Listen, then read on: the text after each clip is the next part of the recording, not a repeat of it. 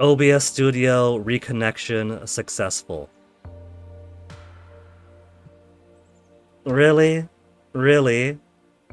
Had to do it right after Grom's... You know what? You know what?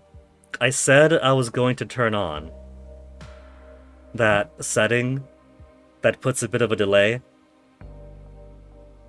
but keeps the stream connected for small disconnects, and I hadn't done it. Come on, Frames, what you doing all the way down there? Kilobytes per second, what you doing? We're gonna have another one of those days again. 21,000, 12,000 kilobytes per second, that doesn't even exist. You're not allowed to go over 6,000 on Twitch. We stable now? It says that it's been 3 hours of uptime, but given that I just got the OBS that just disconnected, that's not exactly true. Looking at my stream dashboard, it's giving a more accurate 1 minute and 16 seconds.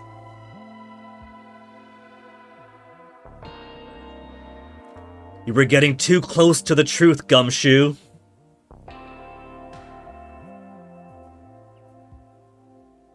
Okay, but it looks like the kilobytes are more stable now. Refresh the stream, otherwise it's going to be lagging for a bit. Shall we hop on back into it then? I see what's going on. Grom comes in here, finishes his stream, raids on over here, says he's got to raid and run to Weiss's hands. What he's really doing is going to my router and unplugging all the cables while giggling. Yeah, that's what really happened. Okay, Czar is our one-handed guy here.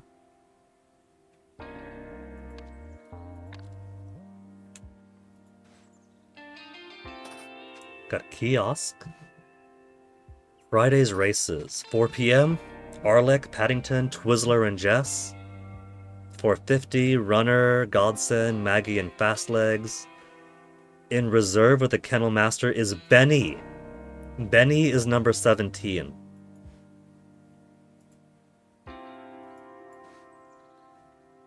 While I was waiting in line to make my bet, some guy in a big coat shoves past, calling out for Benny. Did he find him? I don't know. He searched around for a moment, then suddenly ran off towards those wooden gates. Racer, Godsend to win, stake $5 only. It's like Twitch chat, nobody knows how to make big gambles on predictions. Can't talk to the guy in front. Can't talk to the gal in back.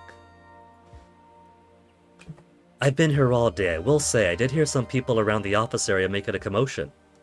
Did you hear what they were saying? One was hurling insults about Miss Bauer, saying she ruined their business and that she's the mayor's pet. Insulting Hildegard Bauer here seems unwise and unwarranted. Miss Bauer's a hard worker, and she always finds time to support her favorite girl.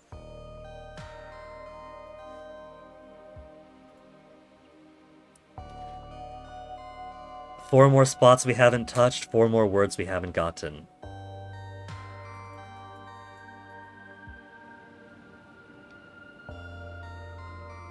I'm assuming that that's Benny. Number 17, overly protective. Easier to... Yeah. Because he took a bite out of the guy's coat. And the guy is bleeding. Shoved Benny in there. And sealed it. With the broom.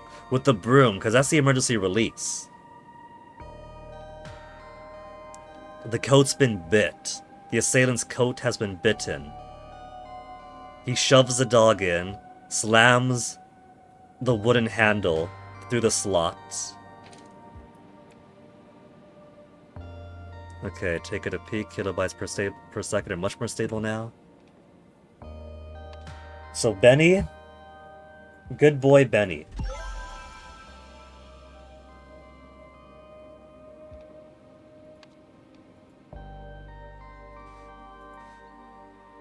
And always finds time to support her favorite girl. Her favorite girl is racing at 4:10 p.m.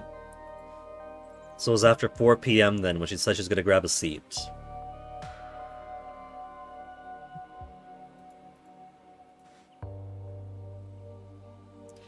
This guy's got a bloody nose. Took a hit for that guy, hope he got what he came for. Collect myself, keep away from those cops.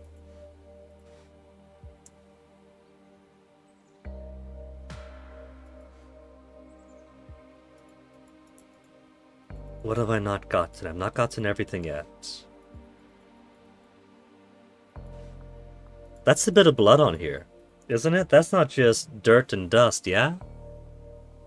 I mean, it kind of looks like it's just a grungy, dirty cassette player. But that's a lot of accumulation down at the corner.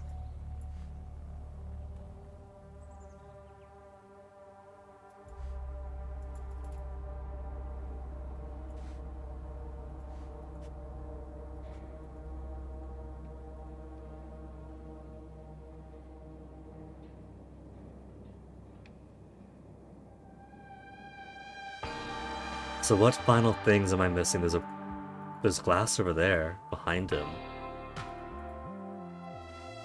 Well, the window's broken, we know that, because it's boarded up here.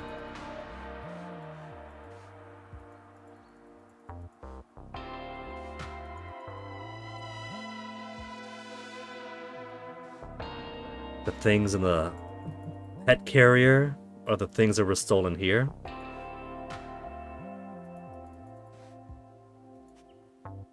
The lock is scratched and damaged.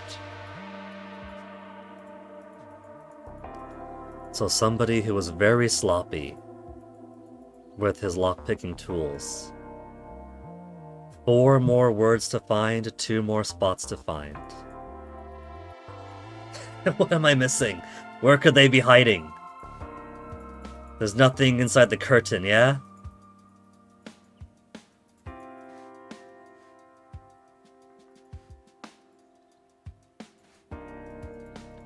Trash has nothing. Kiosk.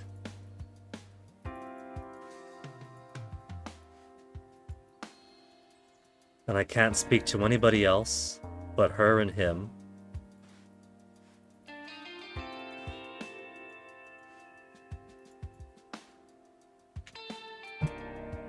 What more is there?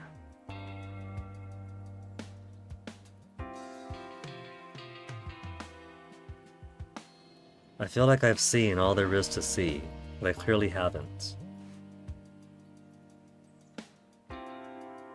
Just some roughhousing. So, this guy's been in a fight. This guy's been in a fight. I think that he was trying to support whoever it was who was lockpicking in here to steal the stuff in here. So this guy runs interference, while the other guy chased off a troublemaker while the race was happening. So he got himself chased off, so this guy leaves his post. And then whoever it was very sloppily breaks in here, steals a bunch of stuff, comes back in here with power tools, microphone, his sloppy lockpicking tools. And then he's accosted by this guy and his dog, shoots him. In the scuffle, the dog is chewing on their coat, locks the dog in there, runs away. It's probably him. Maybe it's even him. Some roughhousing. Got here after the race is finished, so the dogs had gotten out, knew something was wrong, found Leo like that. So maybe he didn't just pull the door guard away, but the kennel guard away too. With Leo before it happened, made the call 0 ready for pickup, so you left to make the call. You're always by Miss Bauer's side, so you were here at the time. Just come down from the north side of town, don't know much about this place. I think it was his coat.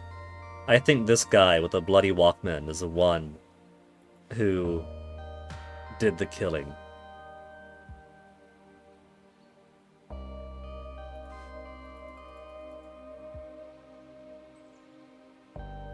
In reserve with the Kennel Master is Benny and Blue 27.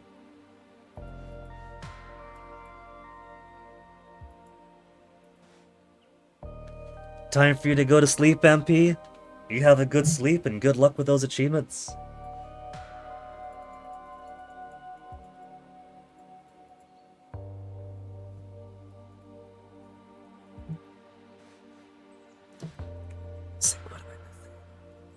Alright, I'm gonna turn on the highlights.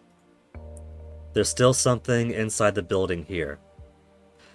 No, I was clicking all around down there. It's specifically this little bit of paper over there, and not even the whole paper, just that bit. Sorry about the mess. Betty knocked over the plant, which hit the stuff off the shelf, but I've gathered up all 7 items and nothing seems broken.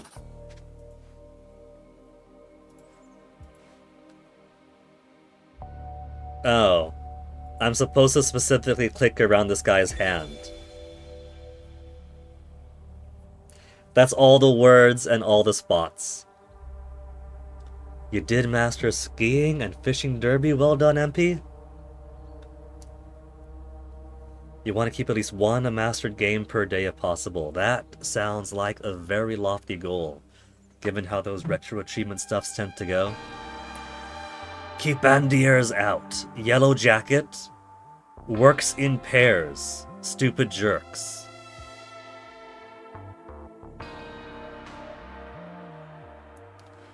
Andiers have to be a rival gang then.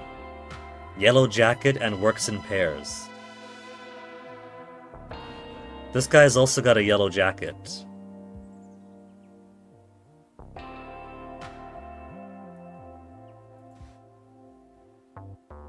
Godsend to win.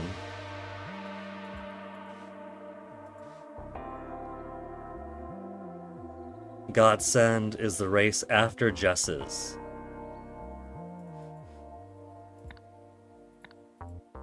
So maybe it's not the guy in the north. Maybe this fellow here. Yellow Jacket always works in pairs. Yellow Jacket 1, Yellow Jacket 2. Maybe. Skiing derby took you 37 minutes, or fishing derby, and skiing took 17. Damn. That's pretty quick.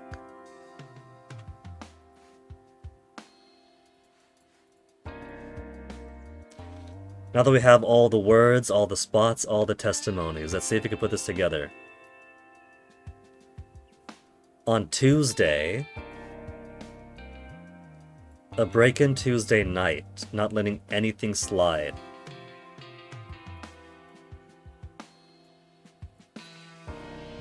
A member of the Andier gang broke into the office. They stole a drill. They stole everything that was on the shelf, but I think the drill was probably the important thing. There's a bunch of stuff in here. Drill, microphone, and tools.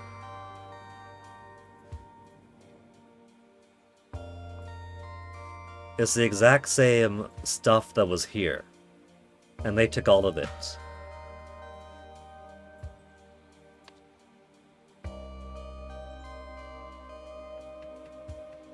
Tools is probably generic enough to be correct.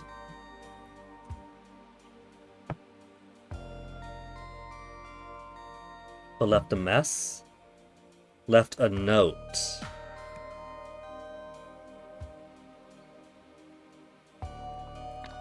There was a note there saying, sorry about the mess. Benny knocked over the plant, hit stuff off the shelf, gathered up all 7 items, nothing seems broken.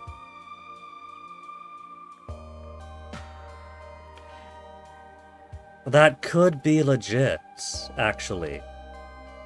Because all the stuff is in there. I gathered up all 7 items. And if Benny is always with him...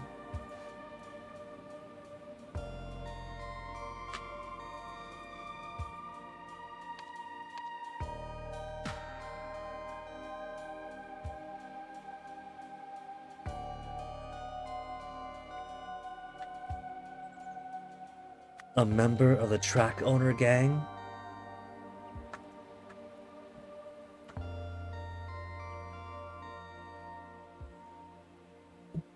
What if we say that it was the Andir gang? Andir gang broke into the office, stole tools, left a note to... How do I make it implicate the owner's dog? Implicate the kennel master's dog.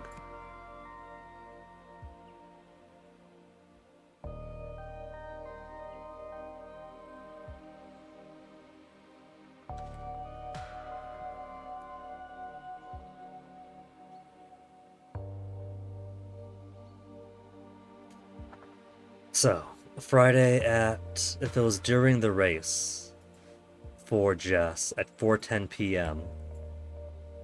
Friday at 4:10 p.m.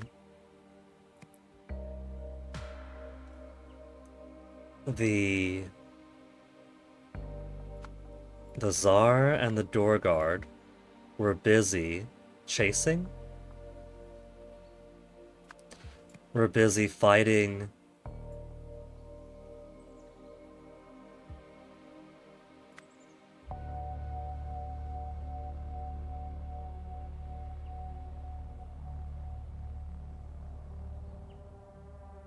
one member of the Andir gang distracted the door guard while the other tried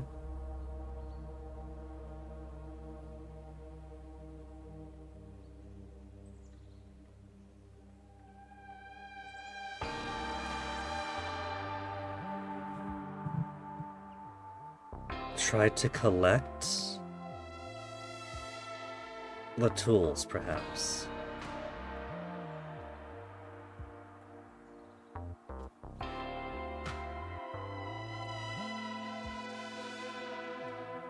"4:10 p.m. is when the track owner and the bodyguard were busy watching Jess race. One member of the Andir gang distracted the door guard, the other tried to collect the tools. The break-in was Tuesday. They didn't have to distract the door guard today. They had to distract the Tsars.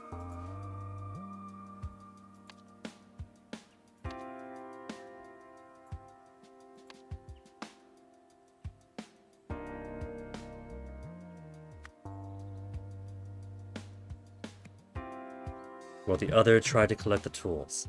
Andir gang broke into the office on Tuesday. That's when the smashy here and putting the tools into the pet carrier were. Left a note to blank the kennel master's dog. I have all the words. Left a note to blank the kennel master's dog?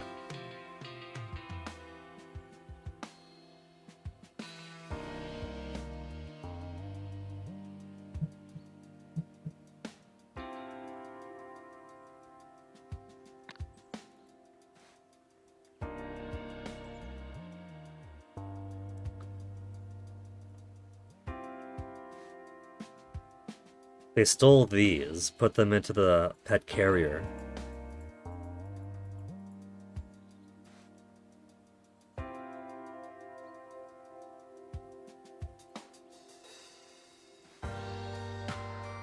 Sorry about the mess, but he knocked over the plant, hit stuff on the shelf, gathered up all 7 items, nothing's broken.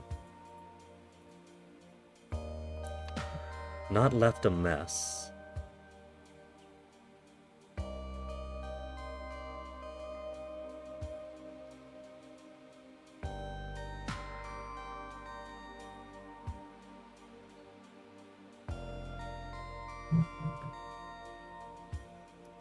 They knocked plant.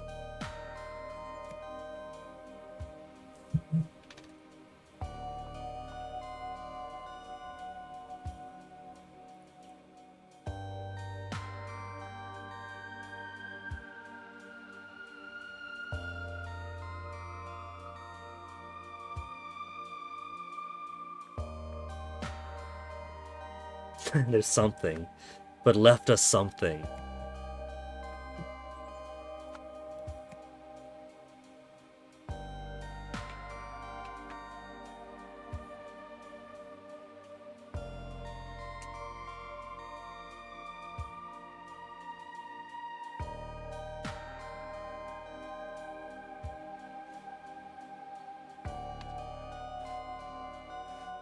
There is a tape recorder here with 3 days of tape cassette full.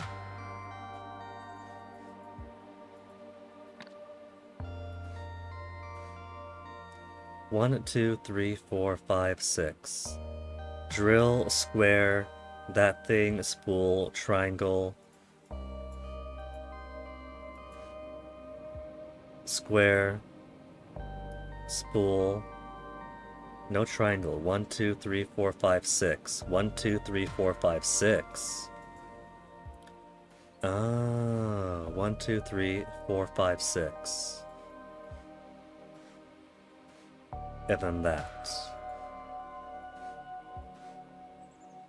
Gathered up all 7 items. Now I understand what the plot is. I couldn't quite understand what exactly.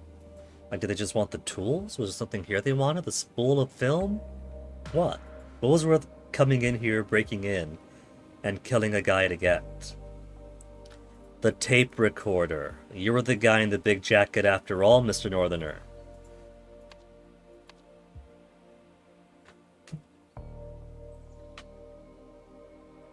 You left the tape recorder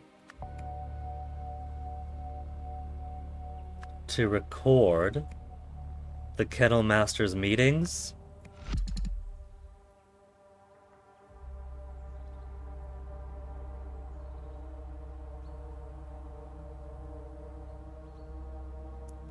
On Friday, 4:10 p.m., the track owner and the bodyguard were busy watching Jess race. One member of the Andir gang distracted the Tsar, while the other tried to collect the tools. Collect the tape recorder.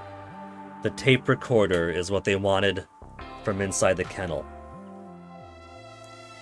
The note was sincere, that Benny made a mess. They didn't make a mess. They came in here, broke in rather clumsily, and simply put a tape recorder up there. 6 things are here for the long term, but it turns out there's a 7th thing after all. Andir gang didn't leave the note to excuse their mess, because they weren't stealing the tools. But the tools were knocked over by Benny, and then brought here.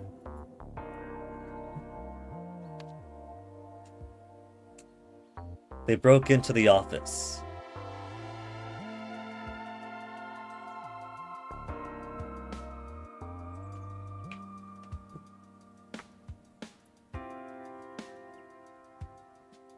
So I don't think they stole the tools or made a mess then. The tools got knocked down because Benny actually did knock the tools down, and then the Kennel Master picked them up. They stole nothing, but left the tape recorder to record not the Kennel Master, the track owner's meetings. Friday, 4:10, track owner bodyguard were watching Jess race. One member of the Andir gang distracted the Tsar. The other tried to collect the tape recorder.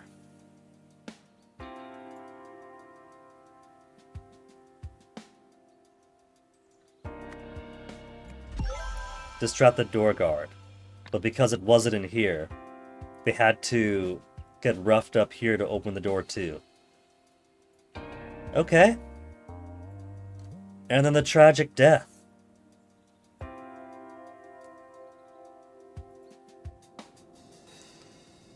4:10 p.m. is when Jess's race was.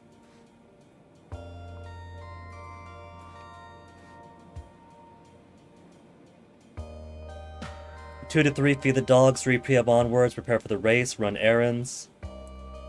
So he's just on do errands mode.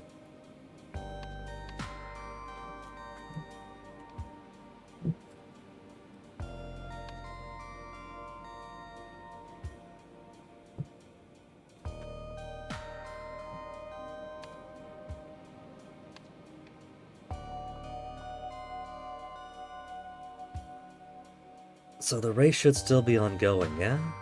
They just found out that it wasn't in the office.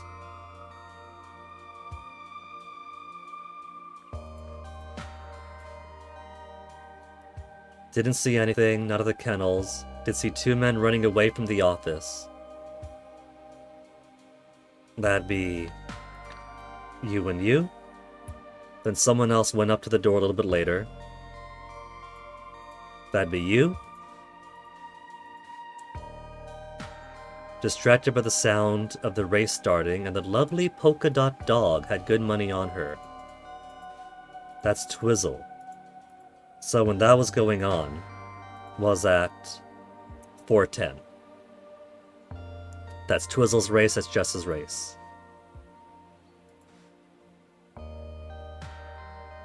Was with Leo before it happened. Made the call that 0 is ready for pickup.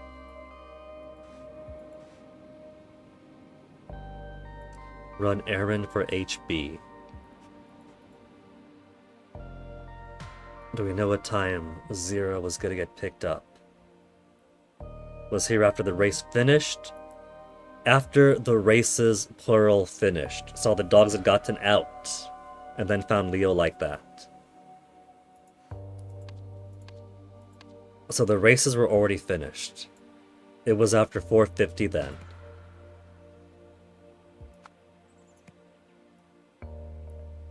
Kennel Master went to collect.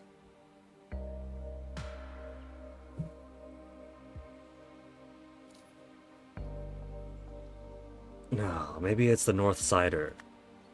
Went to collect 1 item from the kennels.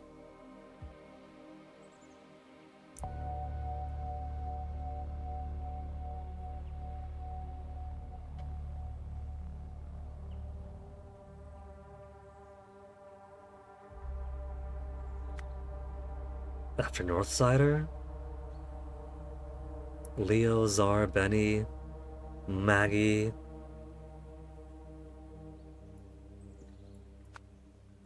After Benny knocked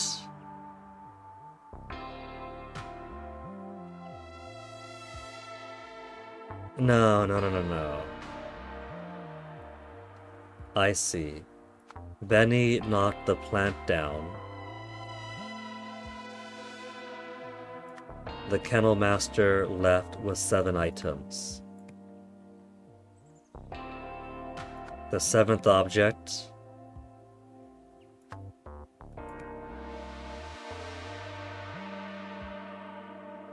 for his office was a tape recorder, which had been on the shelf.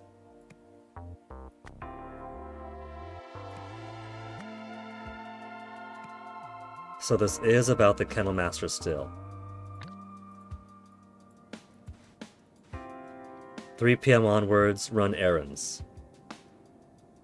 So, some point after 3 p.m.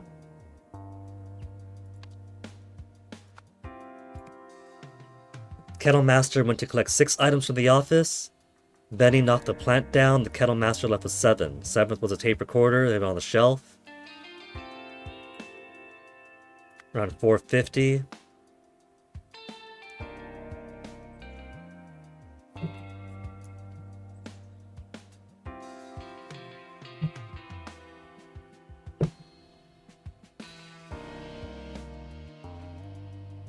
When he saw that,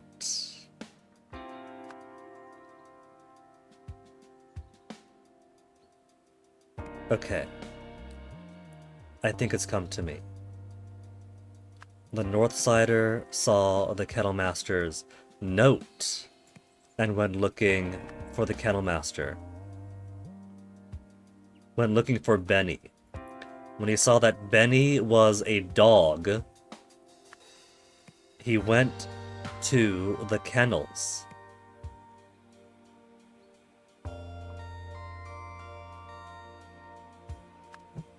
While fighting over the tape recorder,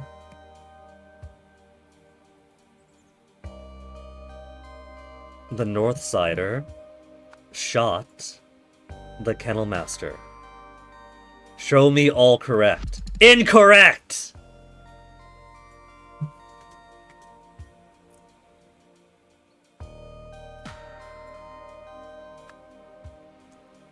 He tried to break in at 410. Saw the note, and then spent time trying to find Benny.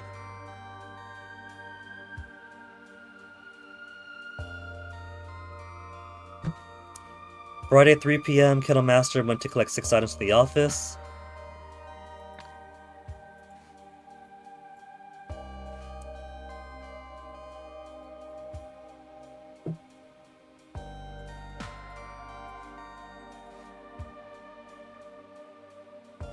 HBW board with heritage projects, MM absent, meet with restaurant staff, stock replenishment, new security measures. Sorry about the mess. Betty knocked over the plant, hit the stuff off the shelf, gathered all 7 items. Nothing seems broken. So he did seemingly come in here to collect this stuff. He didn't just take him to the kennel for the lulz or to fix them.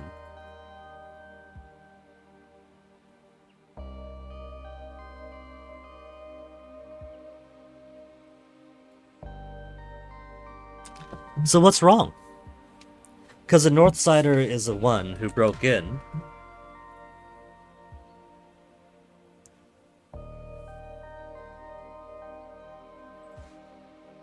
Benny knocked over the plant, hit the stuff. I gathered up all 7 items, nothing seems broken.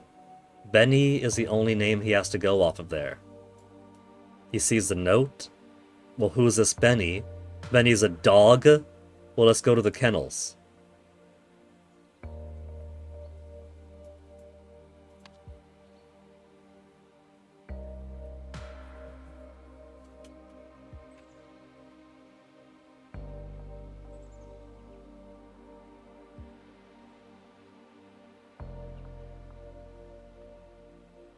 Kennel Master went to collect 6 items for the office.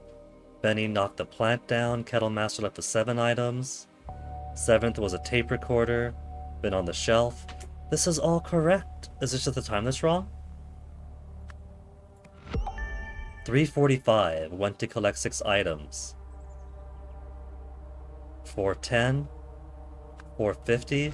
Incorrect. So it was 4:10 there. So now it is just 2 or fewer wrong.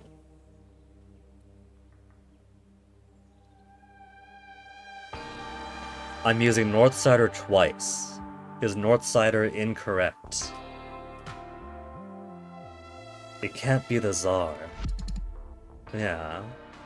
Because I'm fairly certain the Northsider was the one who did the shooting. He's got the tape recorder's bloody.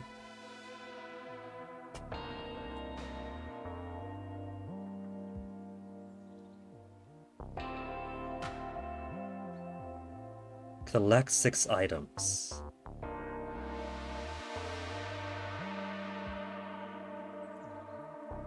Is it the number? Yeah, it is 6 items he had to collect. And he left with 7.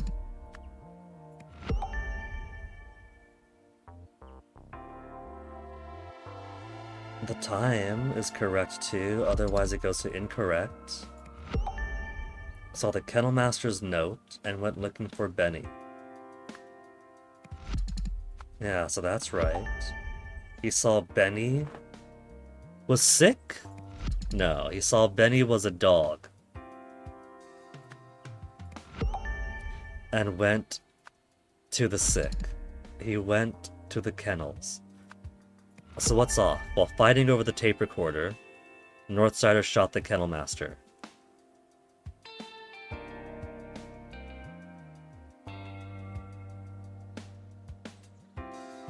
while talking over the tape recorder.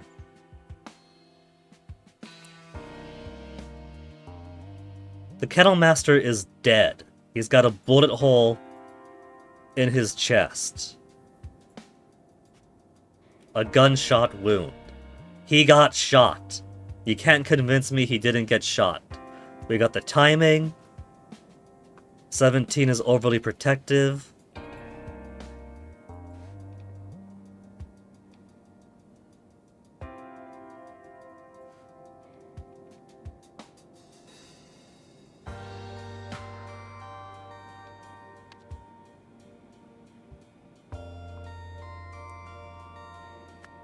So the Kennel Master is nothing, so note is correct.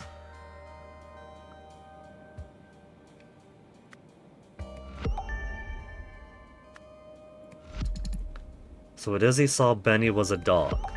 He went to the kennels, fighting over the tape recorder.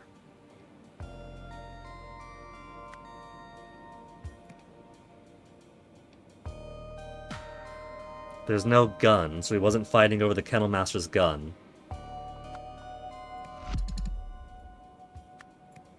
See, all this is doing is confirming that everything I put in here is right.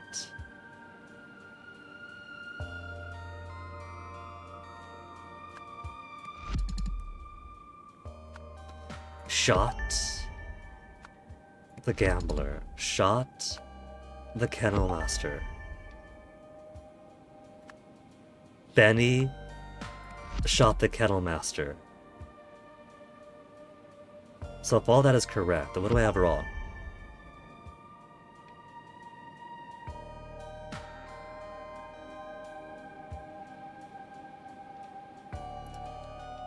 It's not 3:45 the Northsider went, because at 3:45 the door guard has been pulled away. Yes, that is the Kennel Master's doing.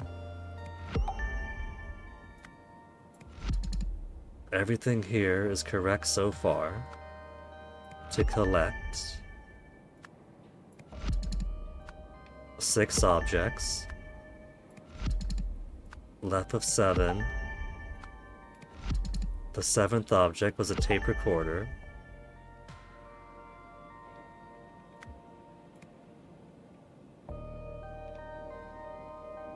I thought for sure it was on the shelf. Sure, there's only dust marks for 6 items. But I figured that's because those 6 items are there for so much longer. And so the tape recorder was only there for 3 days. Didn't have as much time to put up the same level as dust, same level of dust. I thought that's what the hint was. That the hint was there were 6 objects and then 1 new one.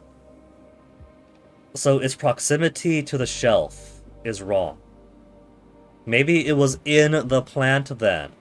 Maybe all this correct, but instead of one object blended into the other objects on the shelf, it was one other object inside the plant.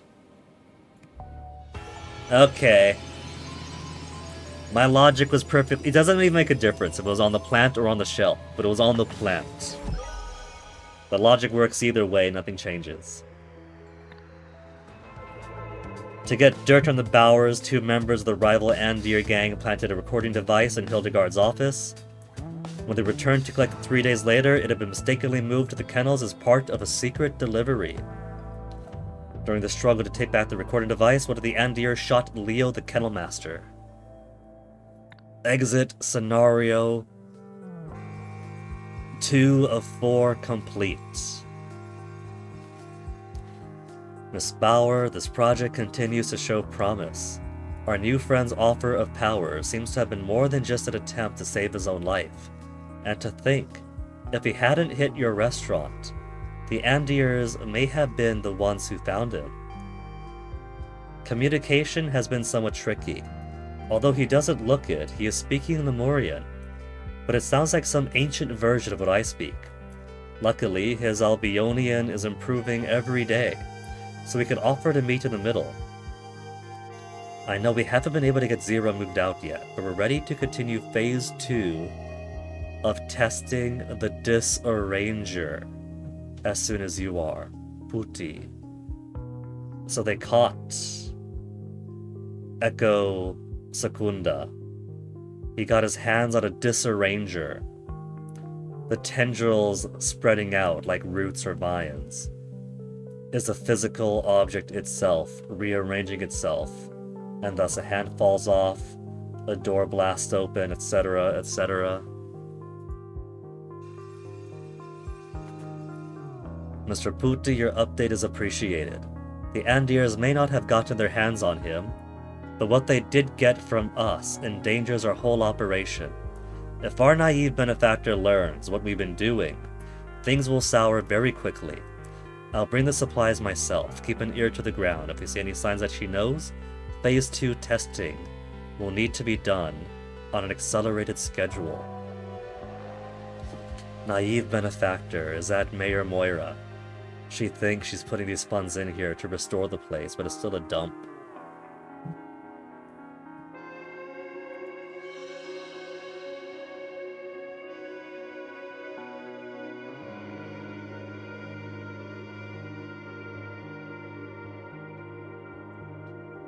The words gang headed by Hildegard Bauer was one of two. I don't have the green words.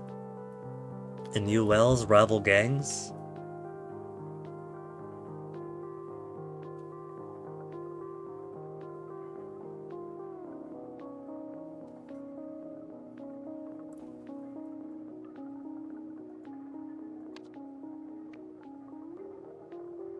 What's next? A quaint little cartoon about a submarine trying to catch a fish. The Raid.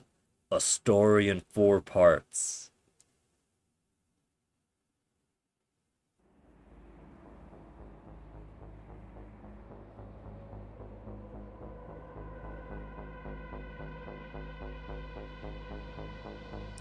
One, two, three, four, five. I got 5 things what you talking about. We got no words, but 18 spots. So already we're changing things up. Moira will spill as rumor flies. Mayor Meredith announces press conference. Lad, Finn, and Dick.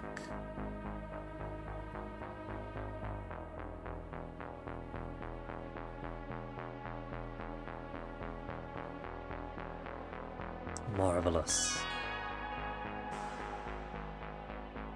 Batlad, maybe? Finn getting away from Batlad? Subject C testing form. What did you think of the cartoon? A divine revelation. Describe the cartoon's 4 stages.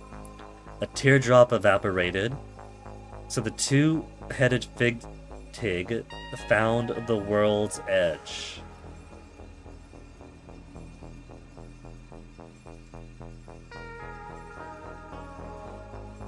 Teardrop evaporated, so the 2-headed fig tig found the world's edge.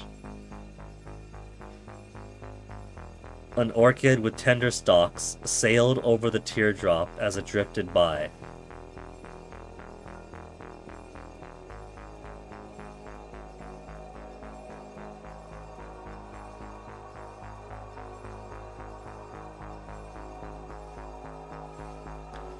Beyond the world's edge lay a vast snowy mountain.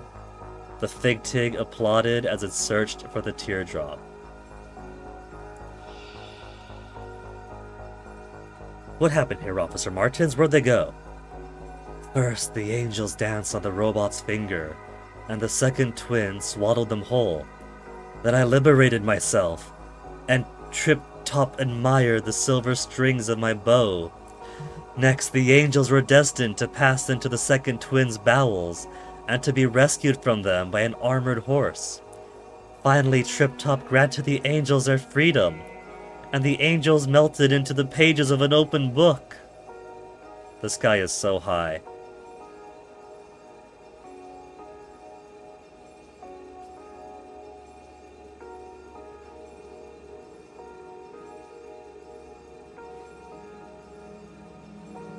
Same cartoon. Subject B testing form. What did you think of the cartoon? Tragic and profound. Describe the 4 stages. A man and his wife followed an ambulance in their car. A girder was shown to be attached to a bridge. The ambulance sped away, and the car crashed into the girder. A cat ran from the ambulance. What happened here? It all started when the ringmaster ordered the lions out of the tent, and they jumped through the hoop. Okay, what next? That's all you're getting from me. I've already said too much. He's got the pink eyes going.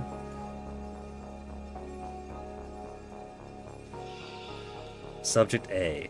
What'd you think of the cartoon? Hilarious? Describe the cartoon's 4 stages. A jellyfish saw a dolphin and got scared. Turned out the wall was a giant whale. The dolphin escaped. The submarine hit a wall. The vampire and the minion chased the dolphin in the submarine. So they're watching the same cartoon. They're saying different things. This guy seems to be watching the cartoon out of order, though.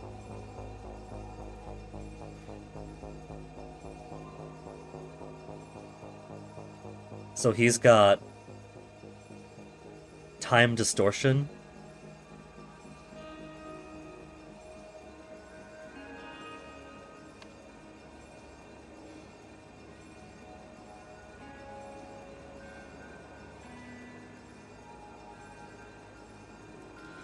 Okay, let's get their accounts in order.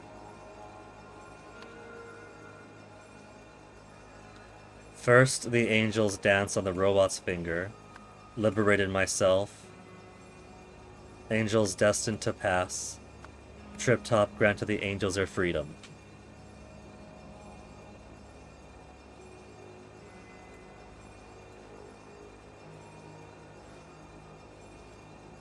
Ringmaster ordered the lion out of the tent. No comment, no comment, no comment.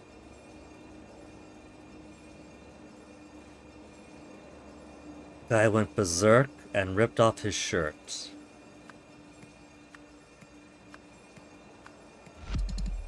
Incorrect.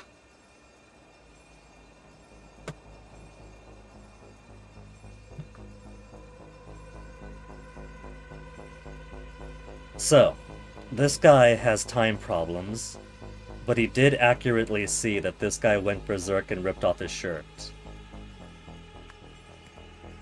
So, that's when he liberated himself.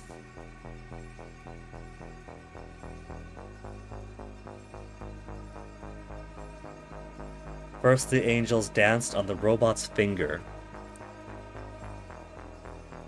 The second twin swallowed them whole.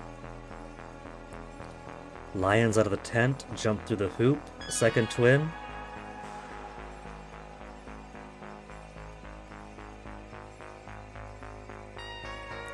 We'll figure this out later. Let's take stock. What do we know? It's a strange one, Roy. We've had eyes on this place all morning. Our guys confirmed that the boss lady and her gangsters are still on the top floors as we pulled up. We secured the front door and all the stairs, so they must still be in here somewhere.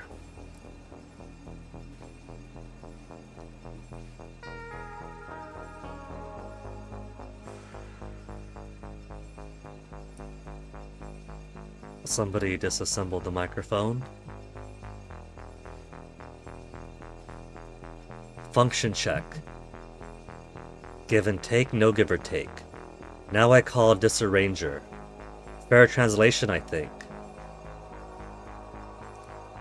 Heat, small effect, heat change evens out. Known effect, matter warps, pulls, extrudes. A memory sigil, see phase 2 test outcome. Little woman says test faster. Did they get their hands on a miniature idol?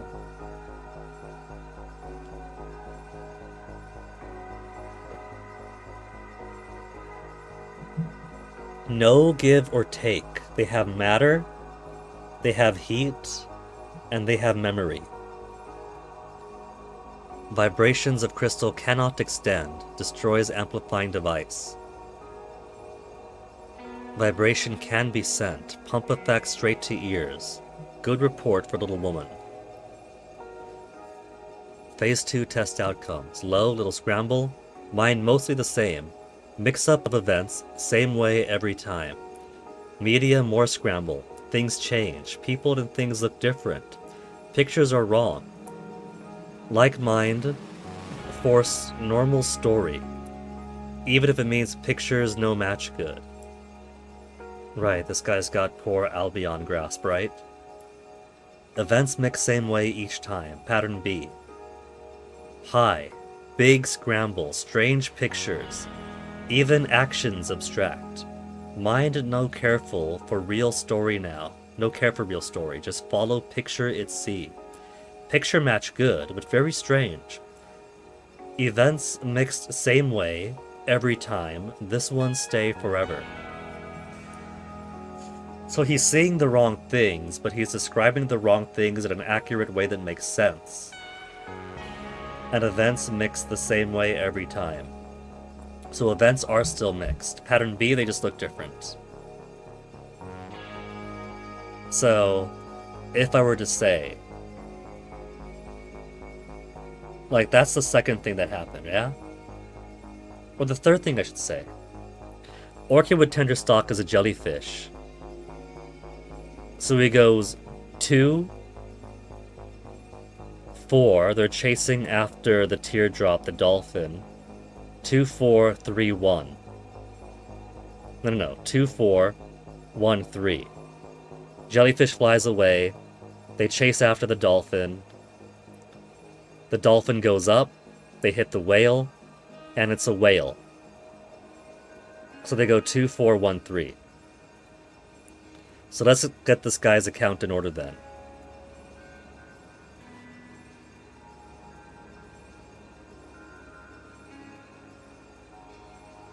If I know he goes 2, 4, 1, 3.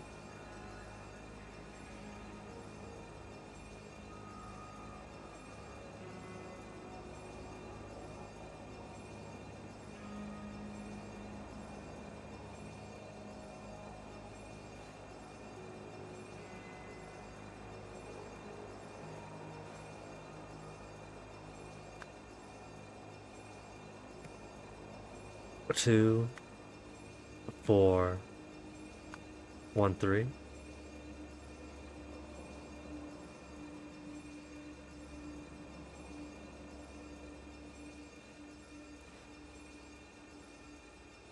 Second statement first. Fourth statement second. First statement third. Third statement last. Liberated. Trip top. Angels. Then destined to pass. 2, 4, 1, 3.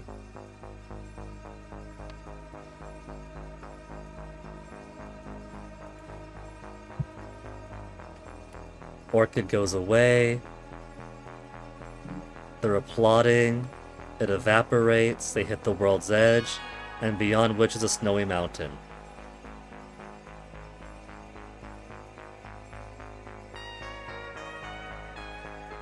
Two, 4, 1, 3. That, I feel, is right. Yeah, well, there you go. It has it right here.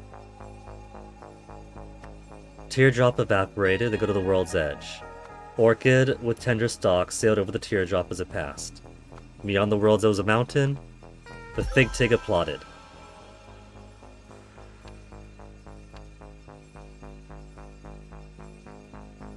A man and his wife follow an ambulance in their car.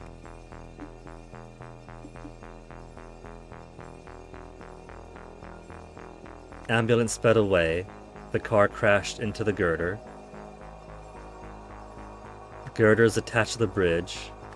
Cat ran away from the ambulance.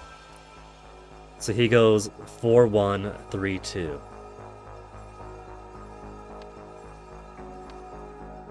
See, I was like, okay, back and forth. Back and forth. Back and forth. All I had to do was solve this first. Jellyfish saw a dolphin. The wall was a whale. Vampire's minion chased a dolphin. Dolphin escaped. He goes 1, 4, 3, 2. So with that in mind,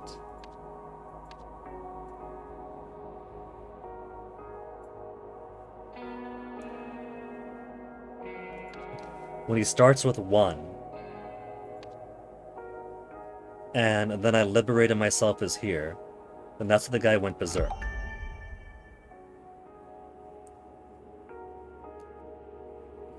And so, when does a ringmaster order the lions out of the tent and they jump through the hoop? Trip Top granted the angels their freedom.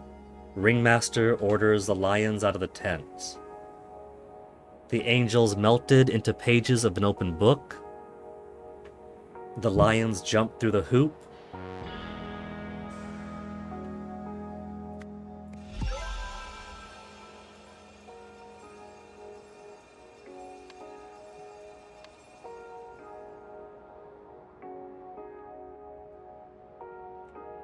For the rest of this, I think I'll need to explore a little bit more.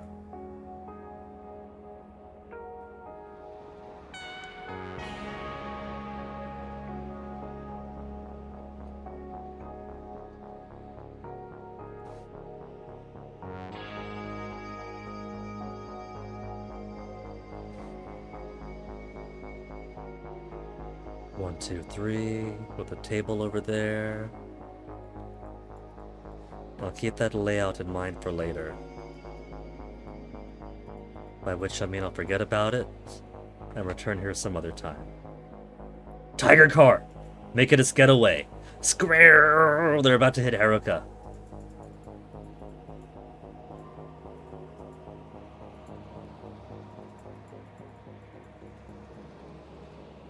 Is this all I got here?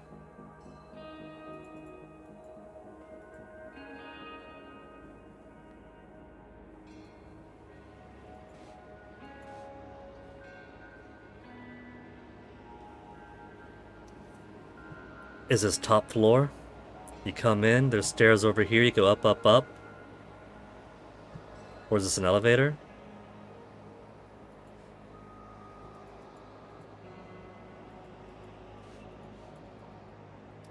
Parking down. So this is first floor. We got maybe stairs that go up. And then there's room. And there's a way down to the parking elevator. Or the parking garage. Which they go this way. Room.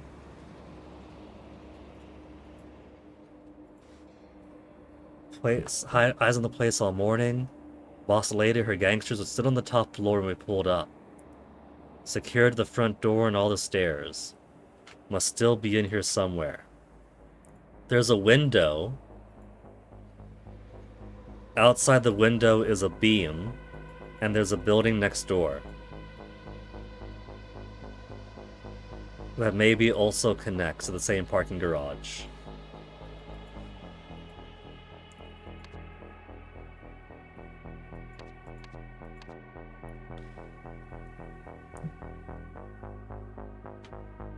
The guy goes berserk and takes his shirt off. And the boss saw something that panicked her.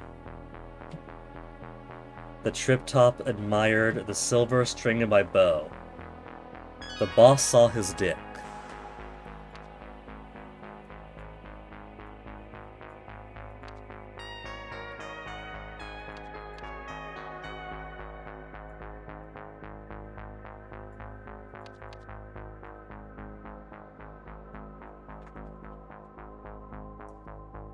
So Trip Top is gonna be boss.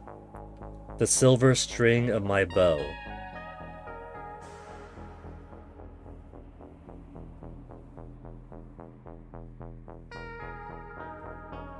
I saw the cops.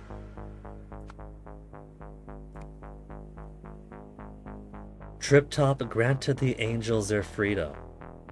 The ringmaster ordered the lions out of the tent.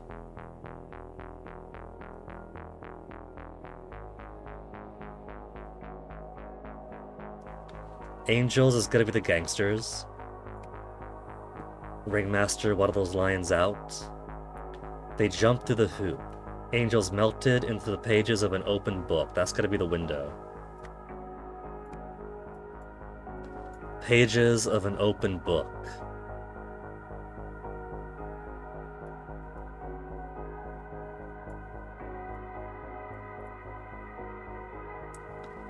First, they danced on the robot's finger, that's the beam outside, the girder.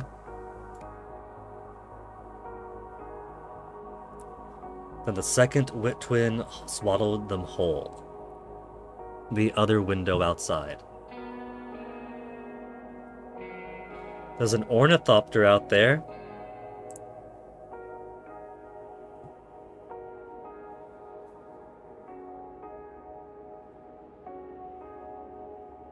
The twin is her building. Bowels down the stairs. To be rescued by an armored horse, that's the next car. 2 or fewer incorrect. The silver string of my bow. This guy's an undercover cop, right? What happened here, Officer Martins? Where did they go?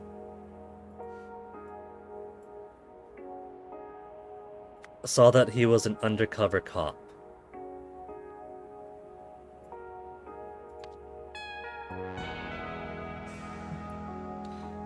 Trip Top admired the silver string of my bow. The guy went berserk, ripped off his shirt. The boss saw something to panic her. Is there a wire? Wire, the silver string. He was wearing a wire, the idiot. Granted the angels their freedom. Relative to the pages of the open book. Angels dance on the robot's finger. The second twin swaddled them whole, the building across. Destined to pass into the second twin's bowels.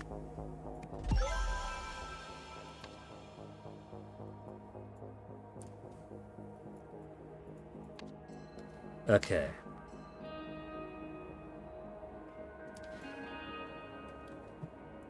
Alright, Hordian, this is what we're talking about. Fill in the events. Blank blank blank dot blank blank blank.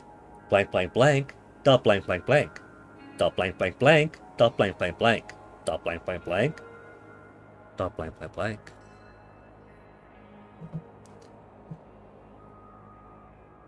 Did we win? We did beat the main game, yes. We beat the main game, Gromfaloon rated us, and then the stream disconnected. Actually, no, out of order. We beat the game, took a BRB, 1 hour into the DLC, started the first DLC, Grom raid, stream disconnects for like 3 seconds. 3 seconds it disconnects. And so we're in the middle of DLC 1 now. Where they got some tech on hand that doesn't just scramble physical material, but scrambles their memories. So this guy isn't just high, his brain is perceiving things so wrong.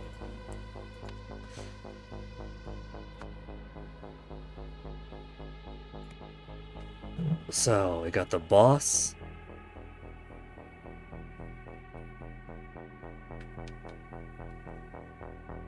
We got cops, we got gangsters. Do I have enough for everything?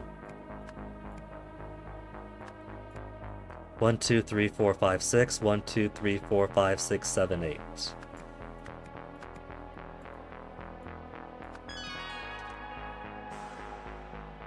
Bro, as the cool kids say, looked cooked, or is cooked. No, he's just experiencing his best life. He gets to see a world of whimsy.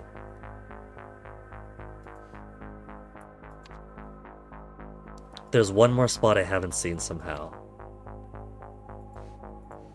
I didn't click the ornithopter. I can't click the ornithopter. No more ornies? Same as I can't click on the building, the window, the parking garage.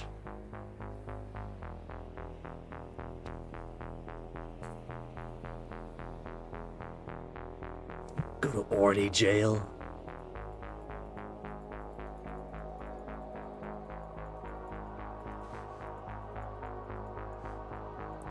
What is the final thing I haven't touched? I've touched all the things. Does somebody have some object? Is there like... Is there... Oh, I click him to get the wire. I knew he was a cop, because his address is Officer Martin's ready to go. And so, that he wore a wire is a logical conclusion. Okay, so before I sort this out, don't let the uptime fool you. It has been an extra 2 hours of stream, and I gotta feed the cat. So, let me quickly get to that, and I'm also bouncing in place here. So let me feed Onyx, feed the toilet, feed this glass with fresh water, and then we'll see how do I even begin to fill these in with no grammar. With no grammar! Gotta figure it out ourselves. Don't you dare beat me to it.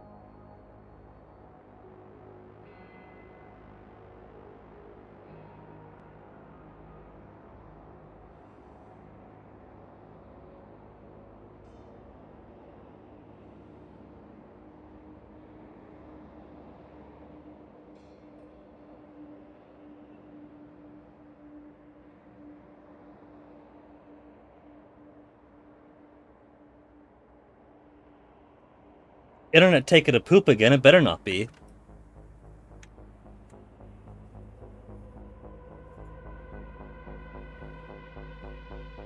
Disconnection notification was an hour ago, so... Alright. Still looking at... decent bit. Don't scare me, Hordian. Don't scare me like that. We've already had, what is it now, 4 total disconnects this week across 2 streams.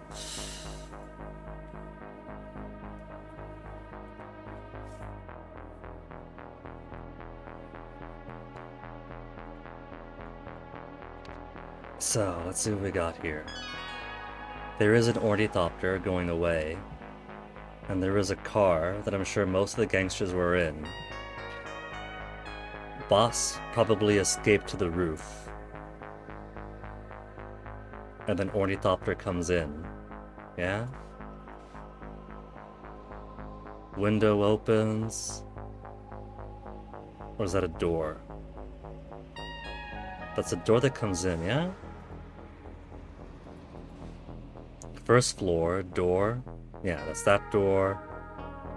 Stairs over there. Elevator, or not elevator, stairs going down to the parking garage. Next floor. This is the room where they had the one thing and everyone else taking their tests. And a window here that they escaped from. Yeah?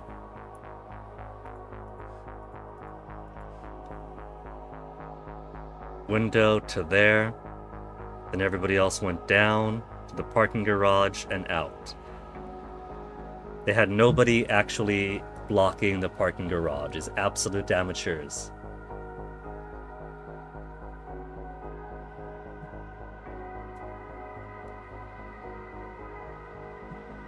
So it's not unfeasible that most everyone went through there and then down, and one went up.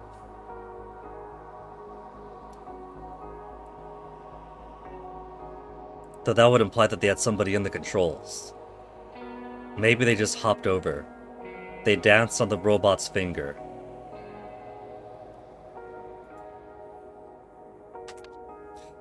Events.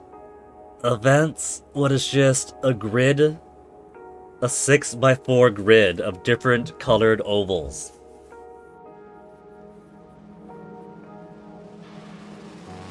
So let's fill in what I know. Gangsters exited via window.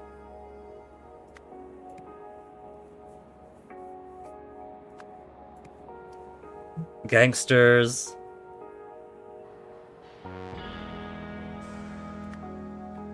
entered.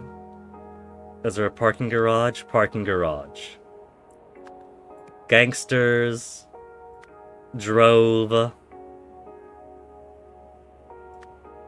car.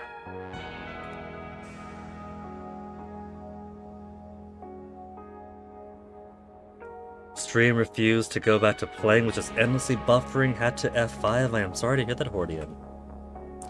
Right now it's doing alright, but there have been 1,063 drop frames so far across the course of this segment of the stream. I'm sure plenty of them were from immediately after the reconnection, because even back then it was still pretty shoddy stream, shoddy stability. Could have been some drops that I was gone too. I think this works. Make some simple statements about what happened and then maybe put them in order.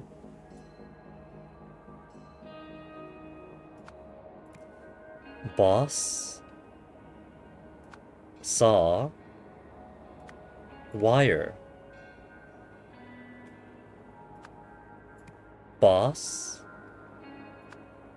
ordered escape evacuation.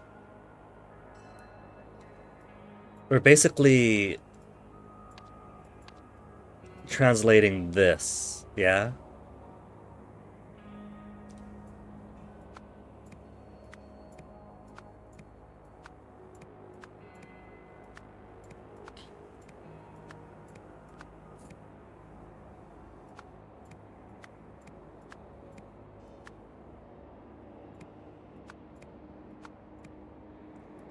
Undercover cop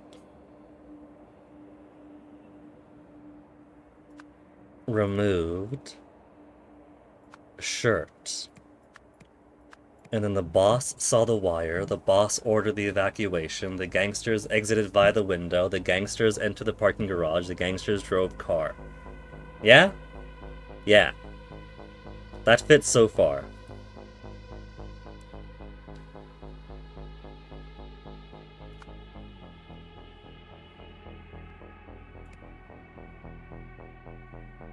And then cops searched building? Undercover cop hid.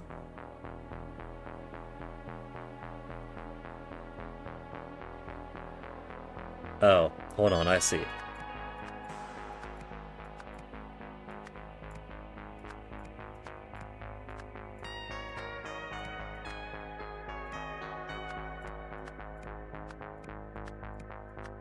Gangsters exited via window. Gangsters crossed, traversed the girder.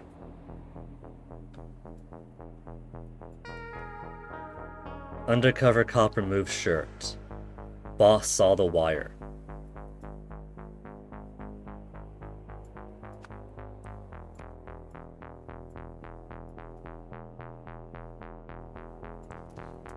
Trip Top granted Angels their freedom.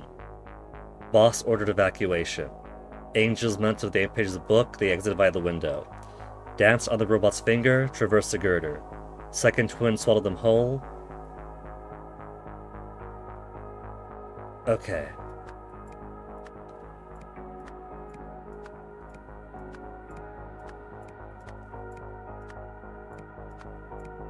Exited via window.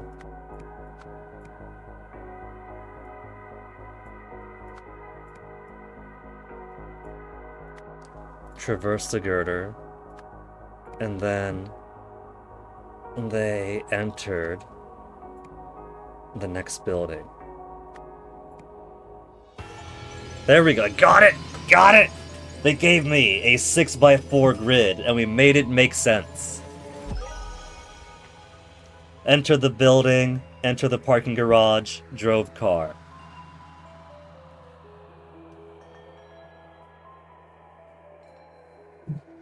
It was quick. Well, I figured that it was a whole lot of blanks, and the very least I could do was start just putting down factual statements about who did what, fill out some more factual statements about who did what, and then put them in the right order, and then realize I'm basically sentence by sentence by sentence making simple statements for what this story was. I'm just putting his story into simple English. The gangsters were experimenting with a device that disarranged memories. When the most affected of the test subjects revealed that he was an undercover cop, the boss realized they had to flee. With the workshop surrounded, their only way of reaching their car was via a girder that could get them to the neighboring building. Look at that. That's Raphael Ambrosius Cousteau. He's helping out the gangsters. He's in shadow, but I recognize old Raph anywhere. He didn't want to be that kind of animal, and instead he's hopped Ceres over to Golden Idol.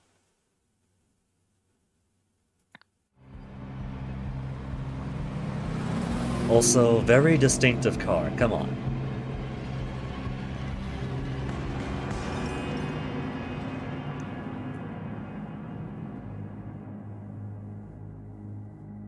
They still have Echo Secunda with them.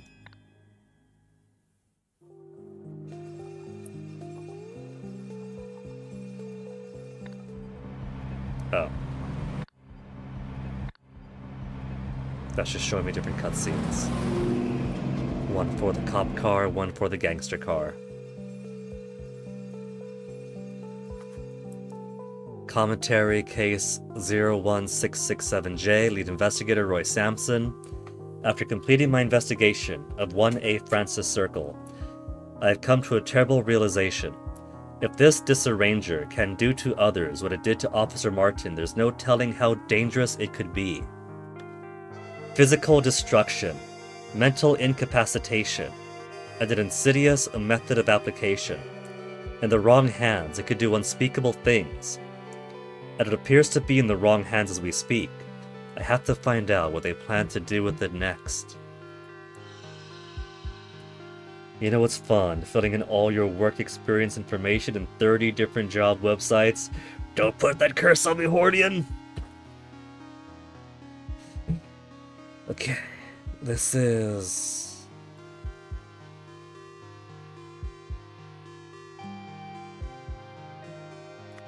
Bauer Gang? She runs with the Czars, but Czars isn't an option. One of two... crime families? In New Wells.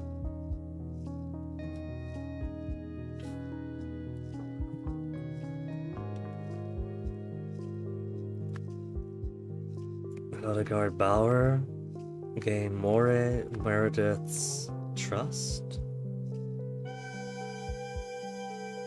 Favor? By working on the Heritage Project and gave advice that weakened the Andir Gang. As revenge, the Andir Gang produced a recording?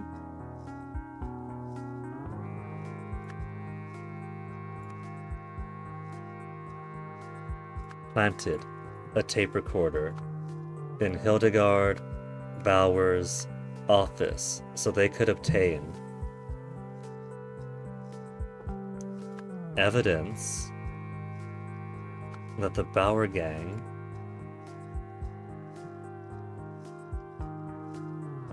was selling drugs. They gave this evidence to Moira Meredith.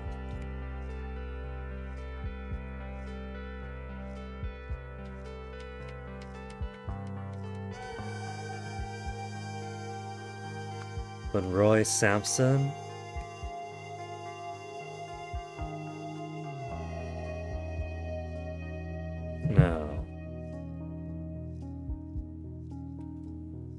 when Moira Meredith announced a surprise press conference,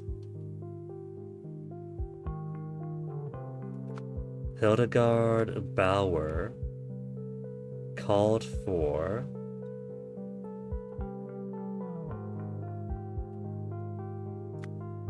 accelerated experimentation testing of a weapon that could scramble people's memories using sound. Hey, got the whole thing first time through. I wasn't so sure about Bauer Gang because it wasn't ever referred to as such. Andirs and Czars were referred to as gangs. Bauers, I'm just guessing because Hildegard Bauer was in charge of it. Unraveling, full of sound and fury.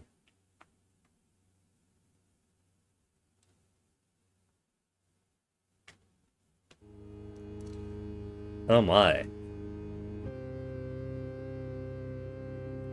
This is rather...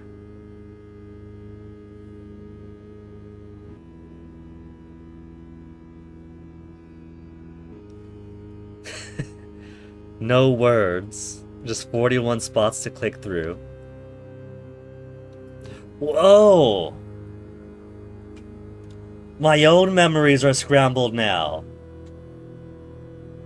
Is that what I'm seeing here? Am I witnessing something through the effect of through the lens of someone who's been affected by the whatchamacallit, by the disassembler, whatever. We trippin' balls dogs. Well, it turns out that someone's got a device very similar to the Golden Idol, where instead of taking memory and giving memory, they're just scrambling either physical matter or they're scrambling memory.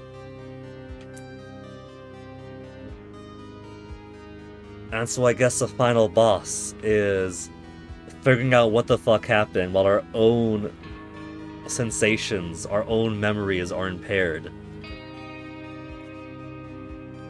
The ends of the tubes have been cut.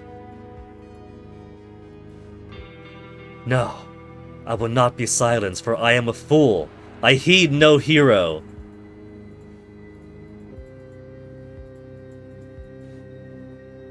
Yes, go, deflate her, ruin her, poison her, deflate her.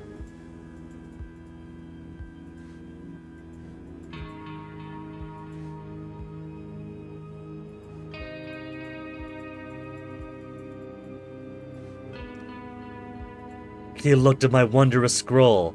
Why does it make him worry? He is crazed. Here I am, but then I go. The work bell rings and the kings arrive. The good twin must be let in. His departure creates a void. A hero is here, but is rebuffed. The void is filled by the evil twin. He hides his nature and unpicks his brother's work. The eyes and ears gather.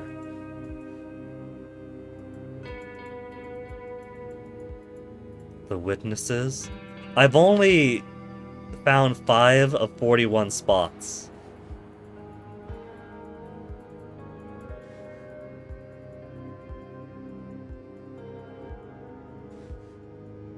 Maybe more will be revealed as we do this one. A pair of robots told the snake to attack the balloon. The crossbow wielder shot the snake to protect the balloon. This is a tragedy. This is a... Okay, hold on. We got adjective noun here. Is this a tragic thing or a heroic thing? He looked at my wondrous scroll in her and worried. Is he crazed? Work bell rings and the king arrives. The good twin must be let in. His departure creates a void. A hero is here but rebuffed. The void is filled by the evil twin. He hides his nature and unpicks his brother's work. The eyes and ears gather.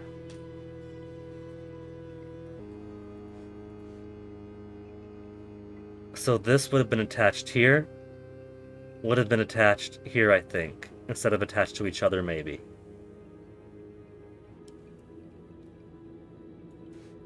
Can I trust what this scroll says?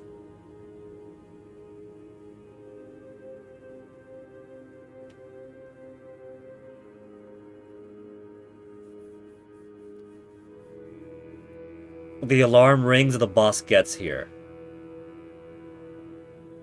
The guy we want has to come inside. Without him, things are bad. The cops are here, but they're turned away.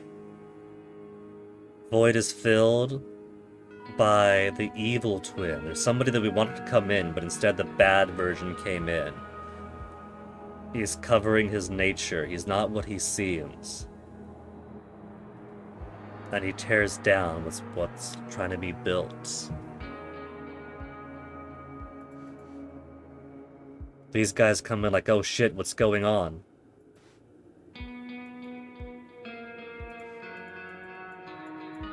This guy's like, please no, don't do that. We got 2 twins here, right? These 2 guys are exactly alike.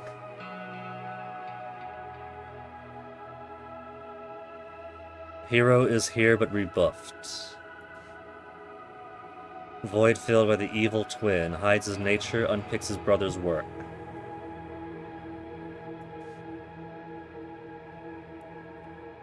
I am a fool, I heed no hero.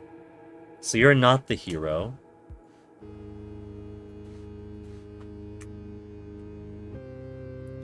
Hero is here but rebuffed.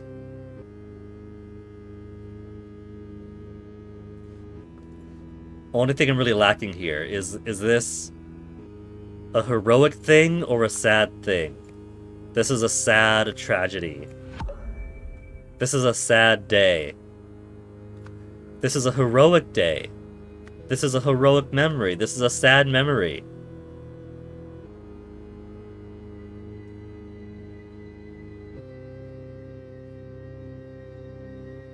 It's down to these two. It's the nature of this thing.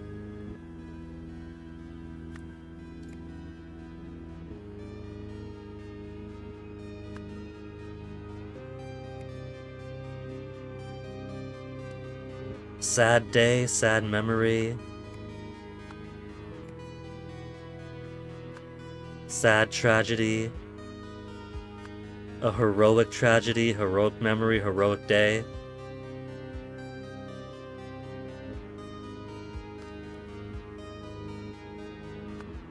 This is a heroic scroll.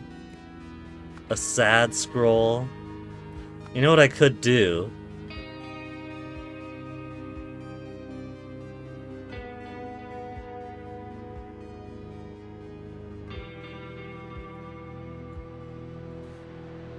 Deflate her, ruin her, poison her, deflate her.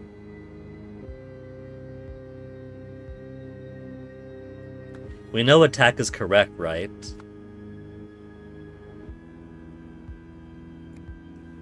So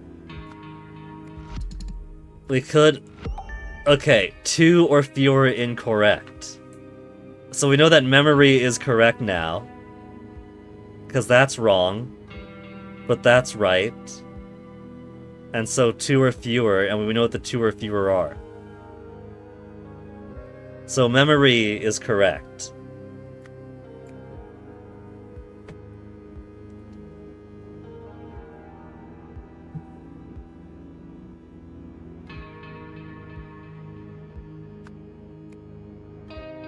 Oh, this is a scrambled memory.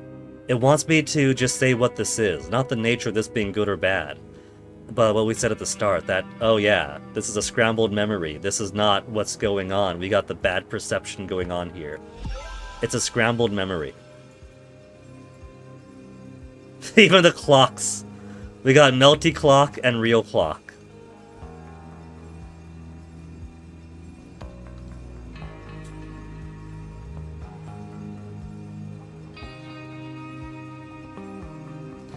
A fool that will heed no heroes. Lying twins. Mouth eyes. A scroll of truth. A liar or something. A snake that's being told to attack the balloon. By them, the witnesses who gather. Please no, don't do that, whatever this is. The crossbow has to be the descrambler, right? There's a program of some kind for the Finnish government for contracting talent from emerging countries, Brazil included. You thought you might as well apply for some jobs there. Hordium, that'd be really cool. Finland is a really cool place. And for all we know, you might get to work alongside MP83. And they pay in euros.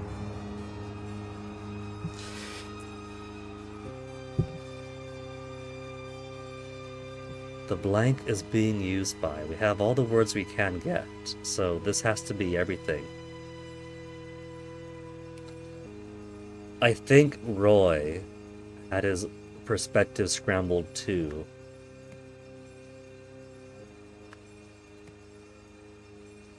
And so he shot at somebody. That'd be tragic. You know some people there. They aren't friends, more like Twitch acquaintances. He could lead to friendship. That'd be cool, Hordian. That'd be super cool.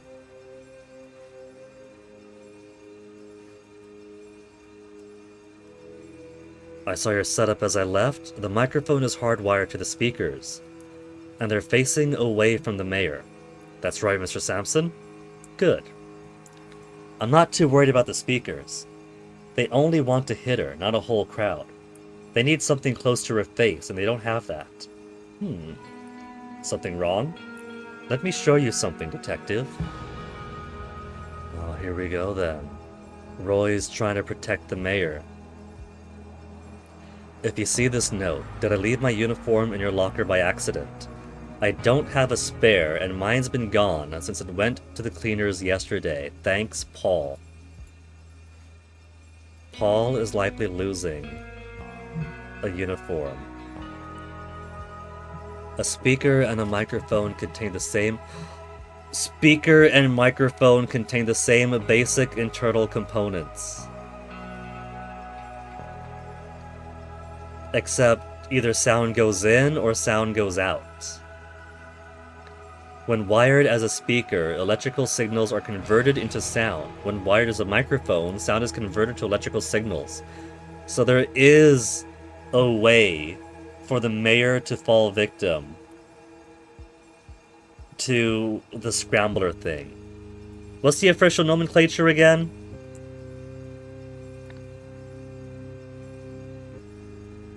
The Finnish job websites are half in English, half in Finnish. It's pretty funny, since they do have a pretty good grasp of English in Finland, in general. So, like, MP83 was saying how, you know, he's a Finnish guy, right? And he was playing something or using something, and the interface was in Finnish! And he was so disgusted that they actually presented Finnish to him when they could have just used English.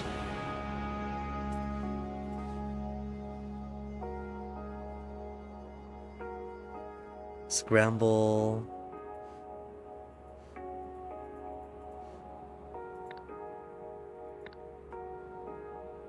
Trouble Unleashed with the dog stuff. No, it would have been in the, been out here where they gave the name of it, yeah?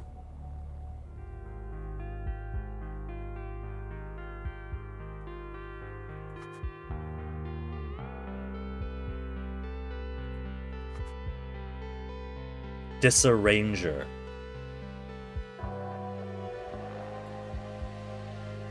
They could use a microphone as a conduit for the disarranger. They just have to broadcast sound through the microphone. So maybe what we're seeing here is the microphone was supposed to be a tool to attack the mayor. These are the speakers. The speakers are disconnected. And they're pointing outward, so they couldn't have attacked the mayor anyway. So I think that the legs of the speakers are supposed to attach to this whole apparatus here. It was supposed to be an ambiguity of, are the speakers or the microphone the weapon? And this is supposed to be the command. Their disassembler gives the command to the speaker to destroy her. And instead, Roy Sampson shot the microphone. That's what I think happens. I think we're watching Roy Sampson shooting the microphone before a live audience. And Mayor Moira is pissed. He's no hero. She just sees that she's being silenced because her microphone just got destroyed. I think I got a good grasp of this now. That's Moira. That's maybe Hildegard here. Speakers. Microphone. Receiver. Yeah, that's the receiver. Receiving the instruction for the microphone to become the disassembler. Reporters or audience. Security is like, wait, policeman, don't go shooting at the mayor.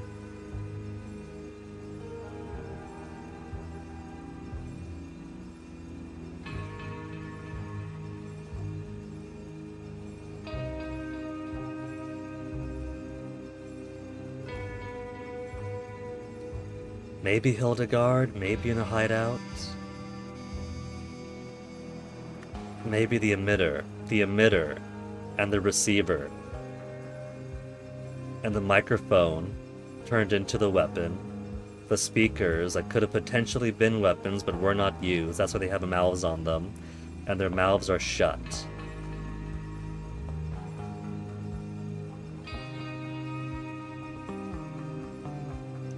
So what is this? The translator? Instead of the emitter, is that the idol? Got that many incorrect. So, if that goes back to emitter, then that's correct. So what's wrong is the role this plays.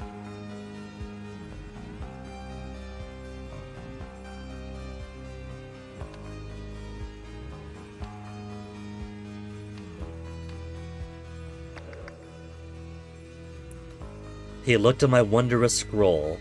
Why does it make him worry? It is crazed. Here I am, but then I go. Is this the plan of the attack?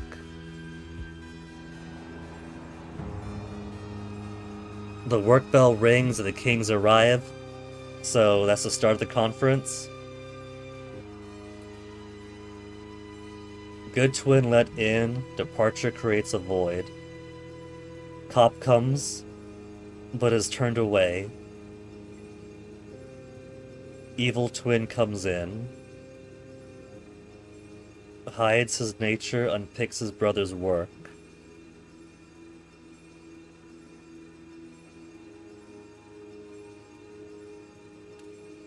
A technician that's meant to set all this up, perhaps? But instead of setting up the speakers, they set up their receiver to sabotage the microphone.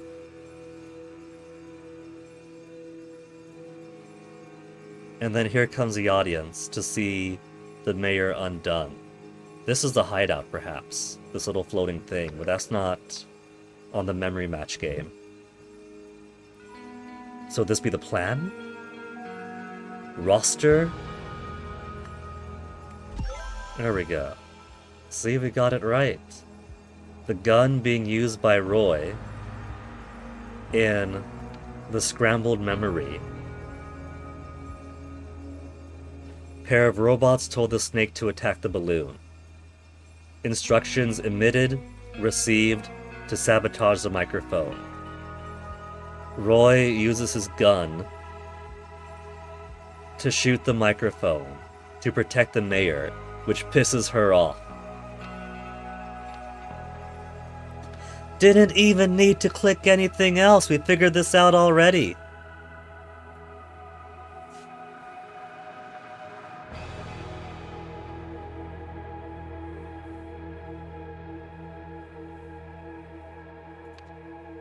So let's see what else we have over in the real world.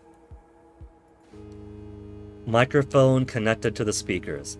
As it's supposed to be. Microphone is supposed to connect to the speakers. But the eyeballs were cut.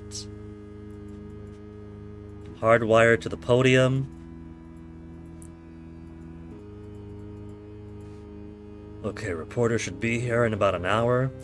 I suppose I'll have to wait until after the conference to get a coffee. Roster. Oh, there we go then. Saw the list and freaked out. 8 a.m., the bell rung and the kings arrived. 8:30, Greg from Sonic Solutions arrived. 9:10, Greg from Sonic Solutions left. 9:45, Roy Sampson arrived, left.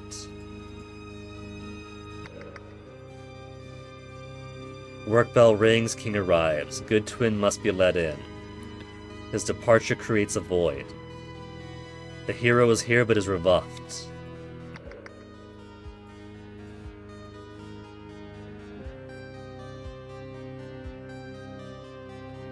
The good twin must be let in. His absence creates a void. Sonic Solutions. Let me show you something, detective. Showing him the chart that shows that a microphone could just as easily become a speaker.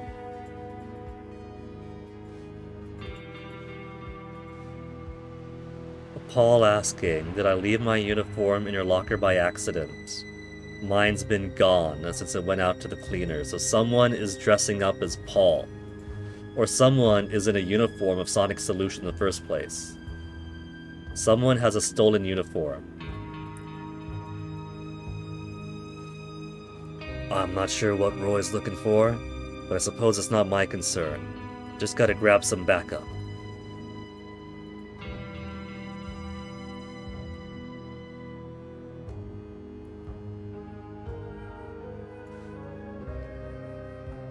Danger, renovation in process, keep out.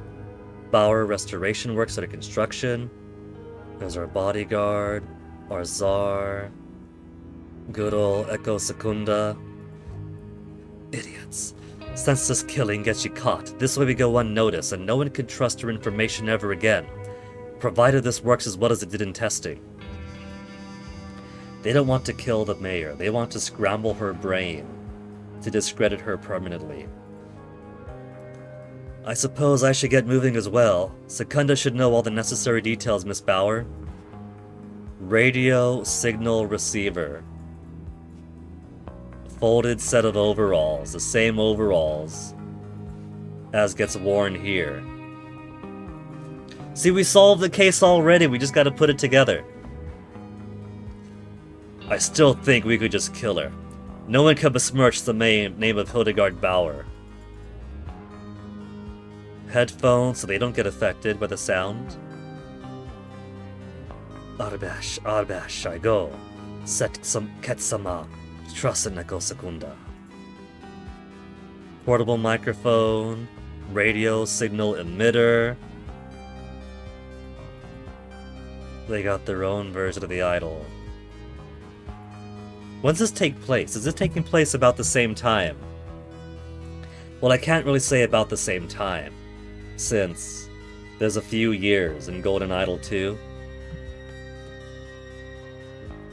But this is after Roy Sampson transfers up here, so I think that there is actually a second idol device in play.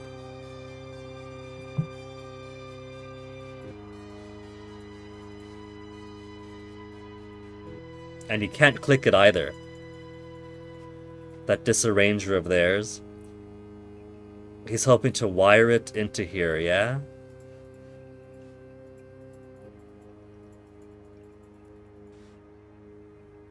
Man, I can't believe that... Oh, Cyclops. I can't believe that Echo Secunda fell in with a bad crowd. He was supposed to protect Lemuria. People of New Wells, by trusting the wrong people... No. Have to take responsibility here, it's my resignation. People of New Wells, I have failed you. The Heritage Project was meant to keep the building of our community safe and build them back up to former glory, move to after identity revealed. Now, though, I have become an unwitting agent in their destruction. But I was not alone in this. That's Miss Meredith to you, and it's not just the phone. Walkie-talkies? Hardwiring the speakers? I'm not sure if I believe that sound can be that dangerous. Class 3 labs. After cleaning of illicit materials, see drug schedule page 317. Building may return to regular use. Class 4 labs, or public safety, buildings harboring Class 4 labs must be destroyed. I wish you hadn't turned him away, Mora. Roy is a trustworthy man. If he says the phone's a risk, I'd rather be safe than sorry. The hero was rebuffed. A phone and 3 walkie-talkies.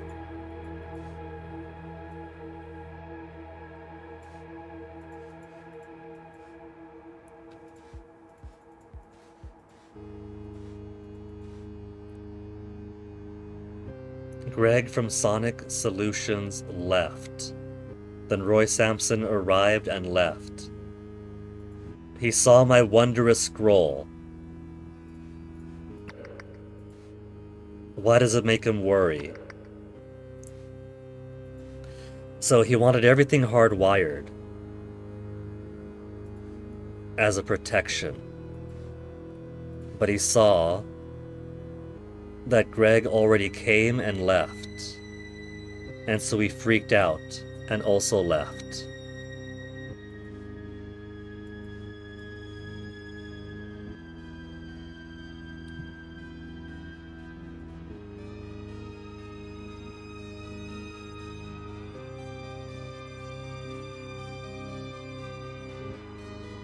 I'm not sure there's anything else now.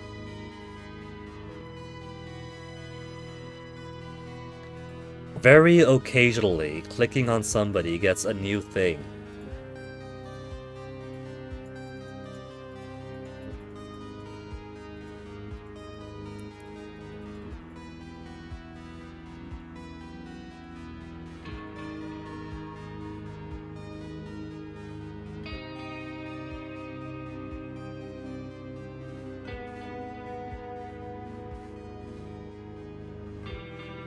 Okay, let's see what I can delve with this. So, Moira Meredith planned to announce her resignation and that Hildegard Bauer had been using the Heritage Project as a front cover. As a cover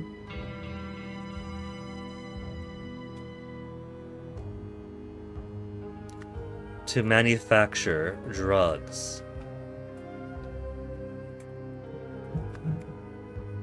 Hildegard Bauer planned to silence, planned to stop Moira Meredith by scrambling her memories.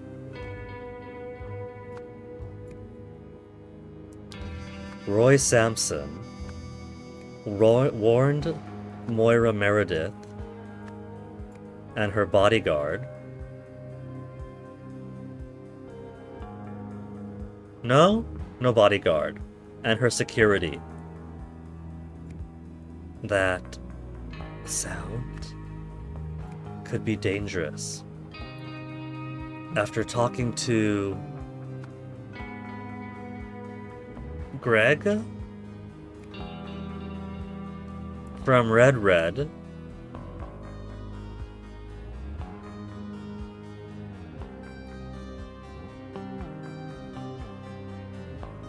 from Red Red. Roy worried that the microphone could become a weapon. The microphone could become a speaker. After returning to the conference and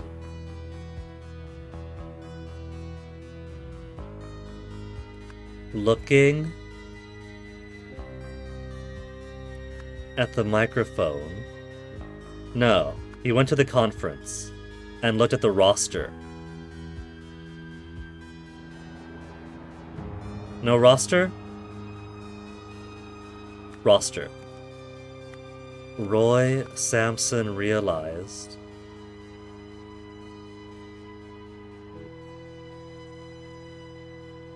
oh, Greg from Sonic Solutions.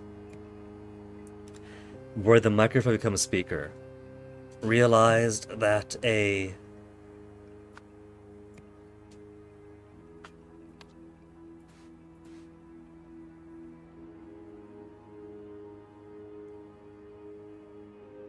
how do I know his name is Greg? Because that's possibly Greg he's speaking to, yeah? Your Sonic Solutions Greg? But the roster says Greg was already here, and then Roy left, freaked out and worried. Realized a Greg imposter? Doppelganger?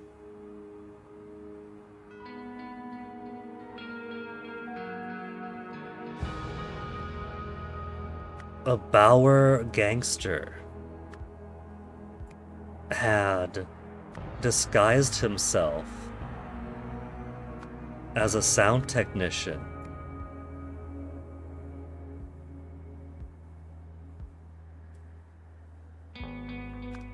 and attached An emitter? An emitter. A receiver to the microphone.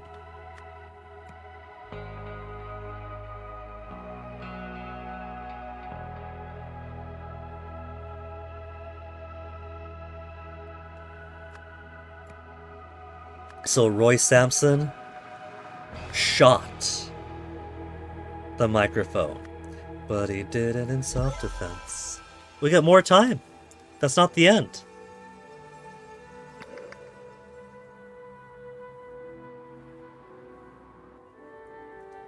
We've got the backup here. We got one guy dead, the bodyguard. Bauer's bodyguard. Dead. Chair kicked out the window.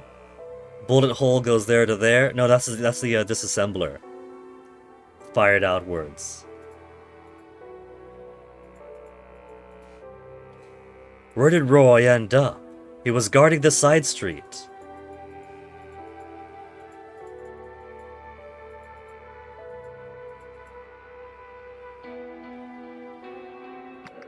This was in first person. I think Roy might have ended up in a bad place, because he was very clearly... This is Roy's perspective, so he was scrambled by the time he shot the microphone.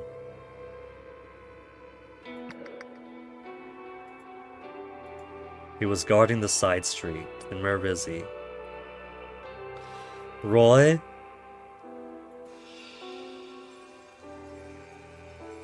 Against all odds, we rise, not as conquerors, but as protectors of a galaxy that will remember this day forever.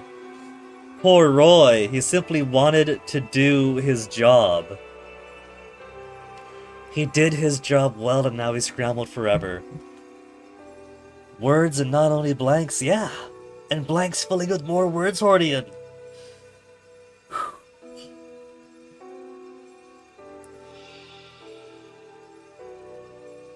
Am I historian or history? Our escape, his weapon, our hunger, my service. They smashed it at least, no more disassembler.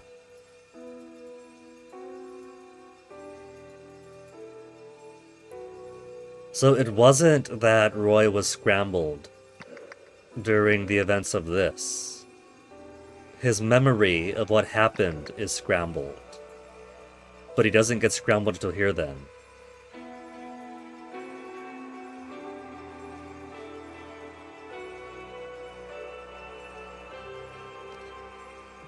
Part of me feels like maybe Echo Secunda got scrambled here too. They both lost their headphones, and so they were both exposed to the sound. But Echo Secunda, I feel, might have already been a bit...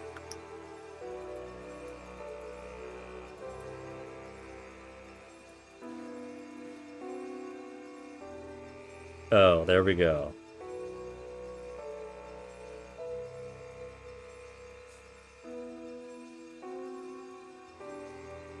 The space alien, the captain with the piratey hat, is the final... Imagine if the fourth and final DLC is entirely presented by way of scrambled memories.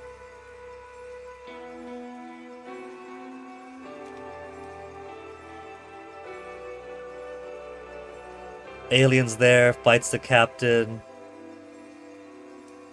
zaps the idol on the ground. It's out of order, too.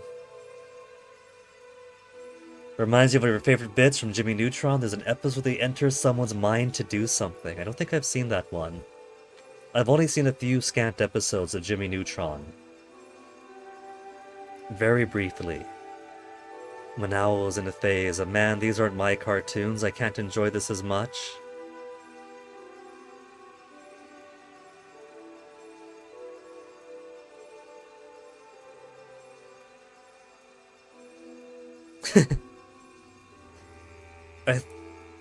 I think it's important to remember that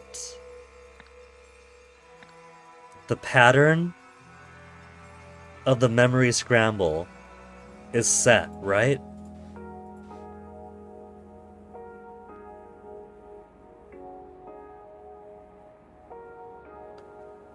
More scramble, things change.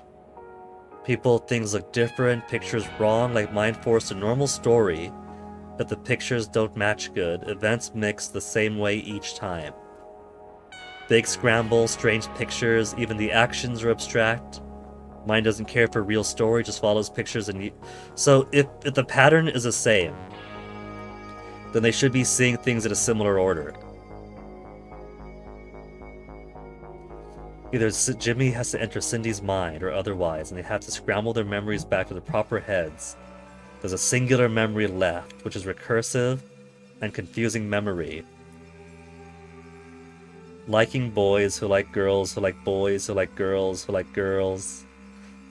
Look, that simply happens. There's a reason why half of my ex-girlfriends have ended up gay or some such at some point after me.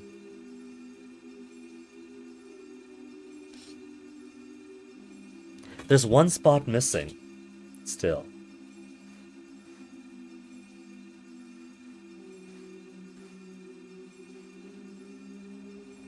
Maybe I gotta grab one final person's memory to see a normal... Oh, her. I didn't click on her. Unhand me. I don't know what that woman told you, but I run a legitimate business and you've brutalized my employees. Yeah.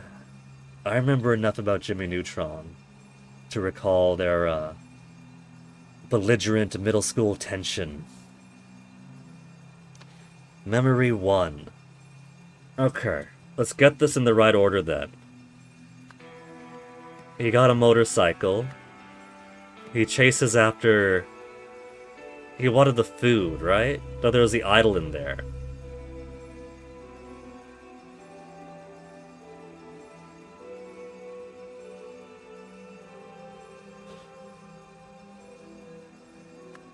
Attacking the fool is gonna be now.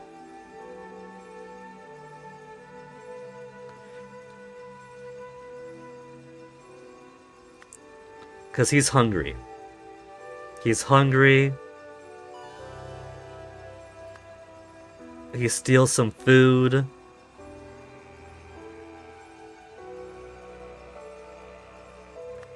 The tigers shoot out his scooter. He sends a water tower onto one. He gets captured anyway. And he's made to work for the tiger guys now. And he's commanded to kill the mayor. So in the main game, he gets himself a scooter. He's chasing after the Schubert idol being transferred someplace. He's watching it leave the foundation, the former foundation, to the news station. But then he sees people attack the news station. So this is all after the main game then.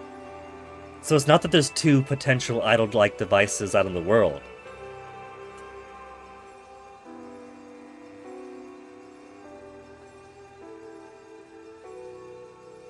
It's that after the Schubert idol was thrown out of the news tower, he finds the parts inside.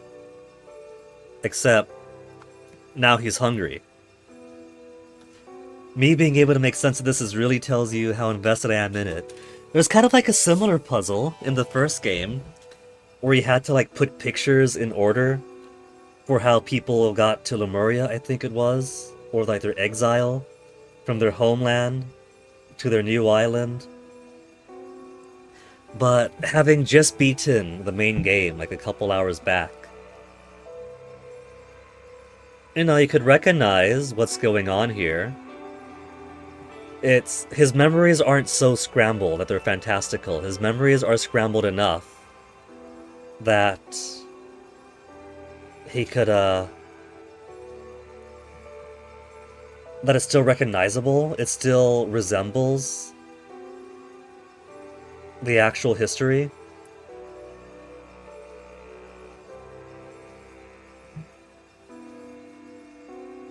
There's a keys on the jester, so I got this a bit too far advanced. First, he kills a guy to steal his scooter. Steals a scooter.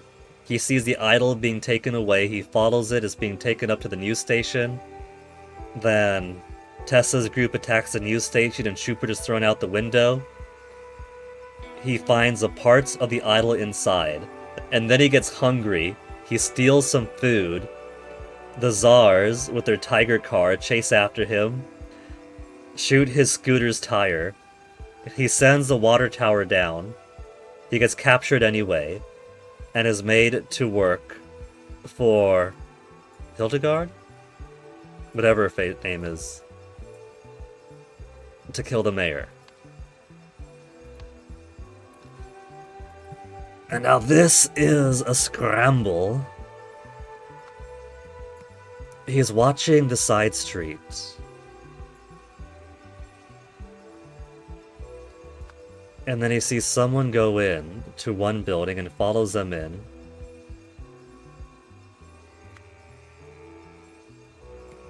He follows into the cavity. That's the opening of the cavity. And further inside, he sees the emitter, the idol, the something.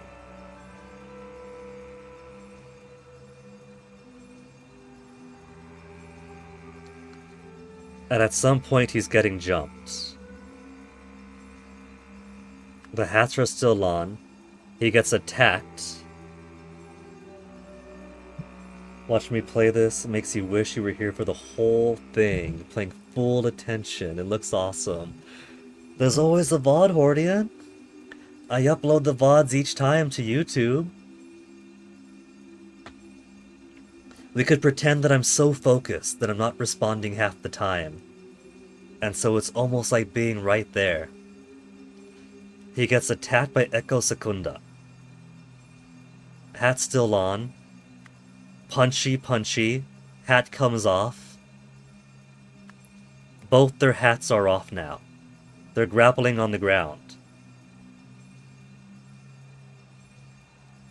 Now, this is where they start to grapple. They start to grapple. They're on the ground. His headphones are off. His headphones are off. That's the key here. They both have their headphones off. And then Roy Sampson moves to attack the Golden Idol. Oh shit. Oh shit. Oh shit. And then both their memories get scrambled. Doesn't help I stream for 6 hours a day. It was straight up 9 hours last time. I was so hooked into it that it ended up being 9 hours, and I still wasn't finished. I wanted to get to the end of the game. And the worst part was, not only was I hooked on the wrong premise in one part that kept me 2 steps away from the correct answer, but even if I had untangled on that, I was still 2 hours away from finishing the game. It would have been nearly 12 hours of stream, and that wasn't going to happen. I wanted to make seafood pasta. It was delicious. It was the best seafood pasta that I'd ever made, for simply using some noodles, some veggies, a stick of butter, some garlic, half a can of tuna. It was great. It was all down to the amount of salt I put in the pasta water.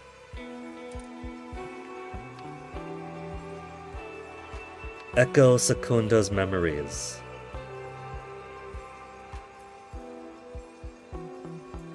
After escaping the asylum. Escaping the asylum. That's right. The asylum guard, the orderly had a scooter key, didn't he? I forgot about that detail.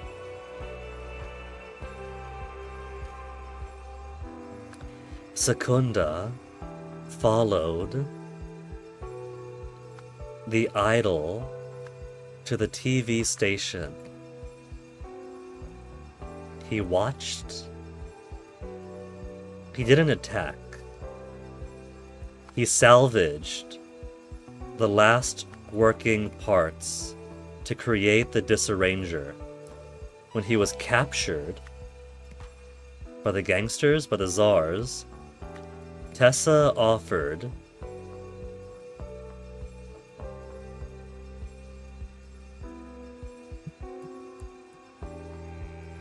Secunda offered, "I'll kill your queen!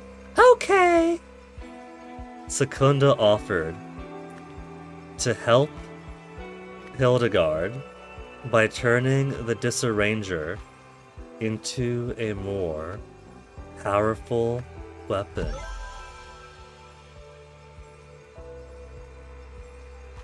Secunda decreases one's target accuracy and evasion.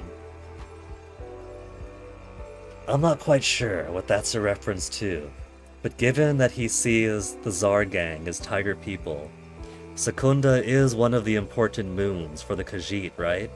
Persona, well there you go then, I haven't touched a Persona game in my life. And then poor Roy's memories.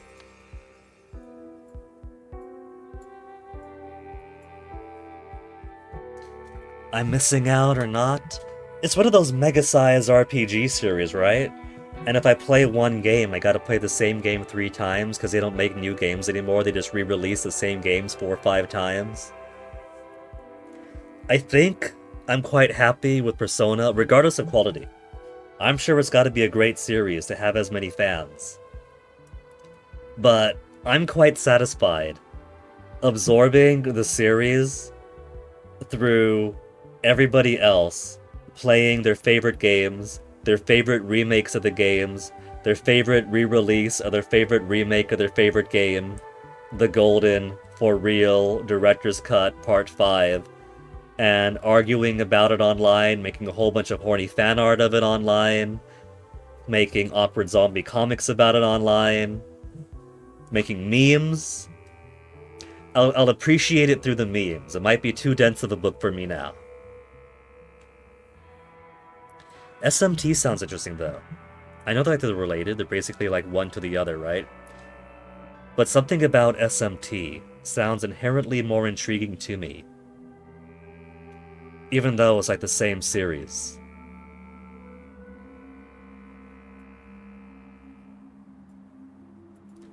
After the arrest of Hildegard Bauer, Roy Sampson saw that Echo Secunda had escaped into an abandoned store.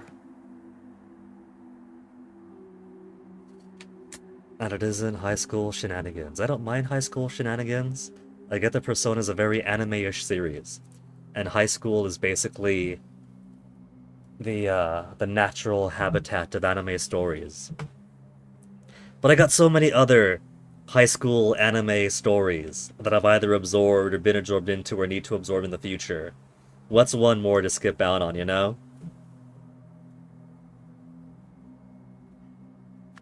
Roy Sampson followed Echo Secunda, but was attacked. He was ambushed.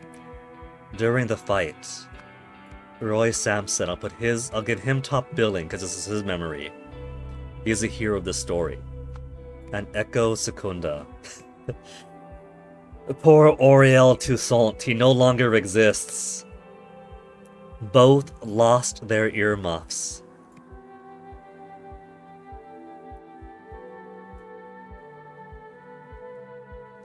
Echo Secunda's got the gun now. Echo Secunda then took Roy Sampson's gun, and prepared to attack. Prepared to shoot. Suddenly, Roy Sampson doesn't have his gun. He activated the Disarranger, which scrambled both their memories. Roy sacrificed his own mind to stop Echo Secunda. Oh yeah, there was Metaphor Fantasio.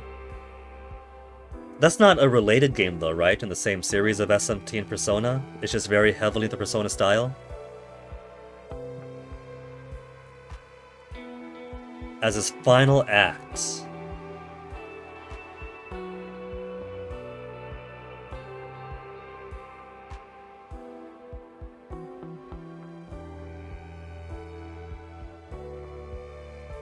As his final act. Roy's got his gun back. He's got his gun back, he shoots the idol. Roy Sampson took back his gun and shot the Disarranger. Solved the unraveling scenario.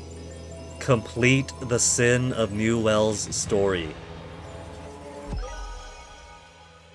Well, we beaten the main game in the first 2 hours, and in the first DLC in the subsequent 3.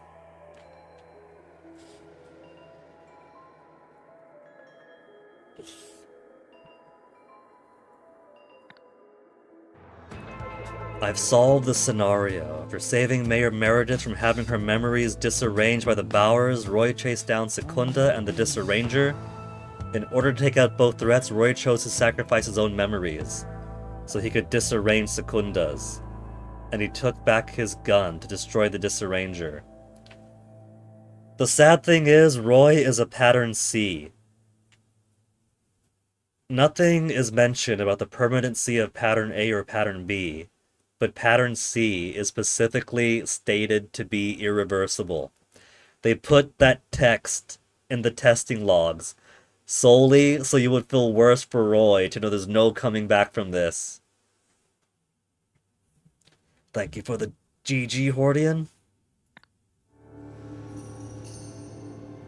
She meets Tessa. They're gonna start a cult. So what are you in for? Golden Idol crimes, you? Golden Idol crimes. I've solved it. The Rugta made a sauce of the gum chewer. I can't believe we have to work with this guy. He gets to continue his career. He gets to be a more effective what's-his-tits. Detective what's-his-name from, he gets to be the Twin Peaks detective, but more effective now. Dale Cooper? A more effective Dale Cooper? He gets to keep his job. His partner just has to translate the things that come out of his mouth. That's kind of a happy ending. Hey, Roy Sampson is still the finest detective we have. If he says he solved it, then he solved it. Ah, here it is, rugged him. So the landlord did it. They've got a system. His eyes translate things bizarrely, and then his ears translate the things that come out of his mouth back into normalcy. They got a way to make it work.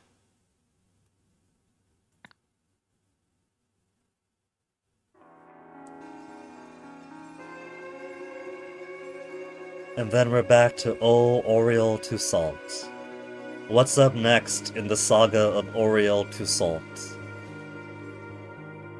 Patient OT 1438, Toussaint Auriel, assigned psychiatrist Dr. Adam Fisher. I have been seeing the patient for a few months now, and his progress has been interesting. On certain days, he retains his defiant attitude, while on others, he is far more amiable. Regardless, he persists in the strange perceptions of the world. The defiant Auriel speaks a form of Lemurian, although when I send transcripts to translators, they tell me it makes no sense. This seems to match my experience with the amiable Auriel. He speaks Albionian, at least to some degree. From the start, we were a detective, but we got screwed over by the machine then. Nah, we're just the witness. We are the outside witness. In one case, we got to see the world through Samson's eyes, but that is merely to understand the experiences of his world. When asked to recount our sessions, he understands the question but relays events consistently out of order and uses strange terms. He refers to me as snowman, perhaps due to my white coat. I have found recent success with Oriel by giving him access to a typewriter. He types out large passages in Albionian, and Lemurian, and is compiling them into a larger work. The amiable Oriel seems excited about what he is writing, describing it as wondrous crumbs from a devil. If I can help him find happiness moving forward, then I suppose I too will call it wondrous. Thank you for playing The Sins of New Wells. Want to tell you a bedtime story about what went on in the game. Shall I start from the beginning, Hordia? Or should I summarize the DLC itself?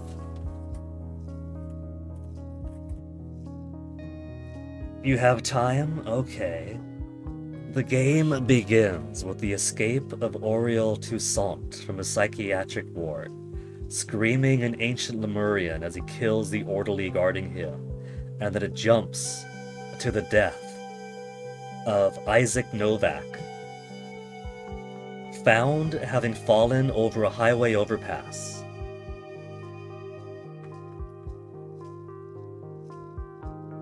And then when we go to the press announcement from the police, talking about Isaac's death being simply a tragic accident, and giving the press updates about a weird case of the Red Curse, where homeless people are found with red eyes, we find, in fact, that Mr. Isaac and the homeless murdered folk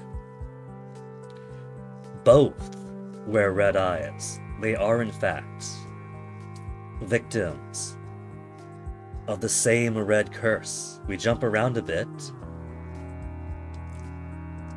At some point in time, Tessa had learned about the Golden Idol and springs a man out of prison to become her accomplice, to assemble various pieces from various places.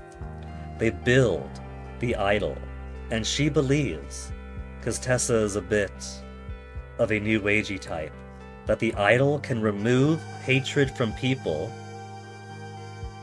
and increase their enlightenment. Whether that is true or not, or whether she is simply running a scam, who is to say? Because her idea of removing hate, building enlightenment, is simply, if you're new to my program, you're full of hate. The longer you're with me, the more enlightenment you have. She could be scamming everyone for all we know. But she was being funded by OPIG. OPIG was getting a bit miffed because she was going way out of budget. So they confiscate everything that she had acquired, including the idol, and kick her out. And some folk realize that there's actually potential in this idol. She got the Lemurian translation wrong. She got give and take swapped around. But through experiment, and she didn't even have the parts connected. She didn't even have the parts connected, so it wasn't even working anyway. But they're a more scientific group that they gave her materials to, and they figured out, through the buffoonery of their laboratory monkey, that the device actually takes aspects away and gives aspects to something else. They figured out how they could use it to take memory and give memory through various experimentations which fuck over several people's lives. All the while, Butt Monkey Eugene is being promoted upwards. The least capable person becomes the head of the department. They find out through happen chance that they could broadcast the give memory effect, and they settle for using the device not to spread enlightenment through TV, not to increase worker productivity, not to spread education and knowledge, but to enhance commercials, to make people go, I watched the commercial, I got the memory of how good soda tastes, I want soda. And then we have a split Tessa, who had been working as an external consultant, wants to reuse the mass broadcasting to spread enlightenment. Jack thinks everyone is thinking too small, and on the sly, he starts experimenting on the homeless to see if he could spread education through them, and figures out that he could actually supplant an entire person. F? Don't you dare say F. The stream's still up. The stream is still up. And so things come to a head. Things come to a head. Because we go back to the beginning of the game. We bring ourselves closer to the beginning of the game. Jack wanted to demonstrate just how capable the device is in a museum at night, and in an accident, that is when Oriol Toussaint was receiving the memories of Echo Secunda, received too much memory, and his personality got completely taken over. Oriol Toussaint became Echo Secunda, and that is when Jack realized, holy shit, and began experimenting on the homeless, began experimenting with complete personality takeover, under the hopes that he could train a homeless person, put their mind into a businessman, into a politician, and try to have them do good in places of power. And it wasn't working, because one or two businessmen, one or two politicians here or there aren't enough to change the world. How does it give and take? How does it store? Through magic, basically. In the first game, the bad guy was using it to take years away from people and give the years to himself, and sometimes he would store the years in other people. In this one, they were using ancient Lemurian data disks to store memories. You could either take a memory and put it to somebody else, or you could take a memory and put it into a data disk, and then later on, you could take the memory out of the data disk and put it to somebody else. So Jax realized he can do full personality wipes. He's been trying to put minds into businessmen's, but he wasn't doing good enough. It was too few people. He wanted to turn the world into his uncle. His uncle, Isaac Novak. From way back in the beginning of the game. He steals all the memories from his uncle Isaac and puts it into a data disk. And that's why Isaac was dead in the beginning of the game. And that's why Isaac had the same red eyes as the homeless people who wound up dead after Jack Novak took their memories to put in somebody else.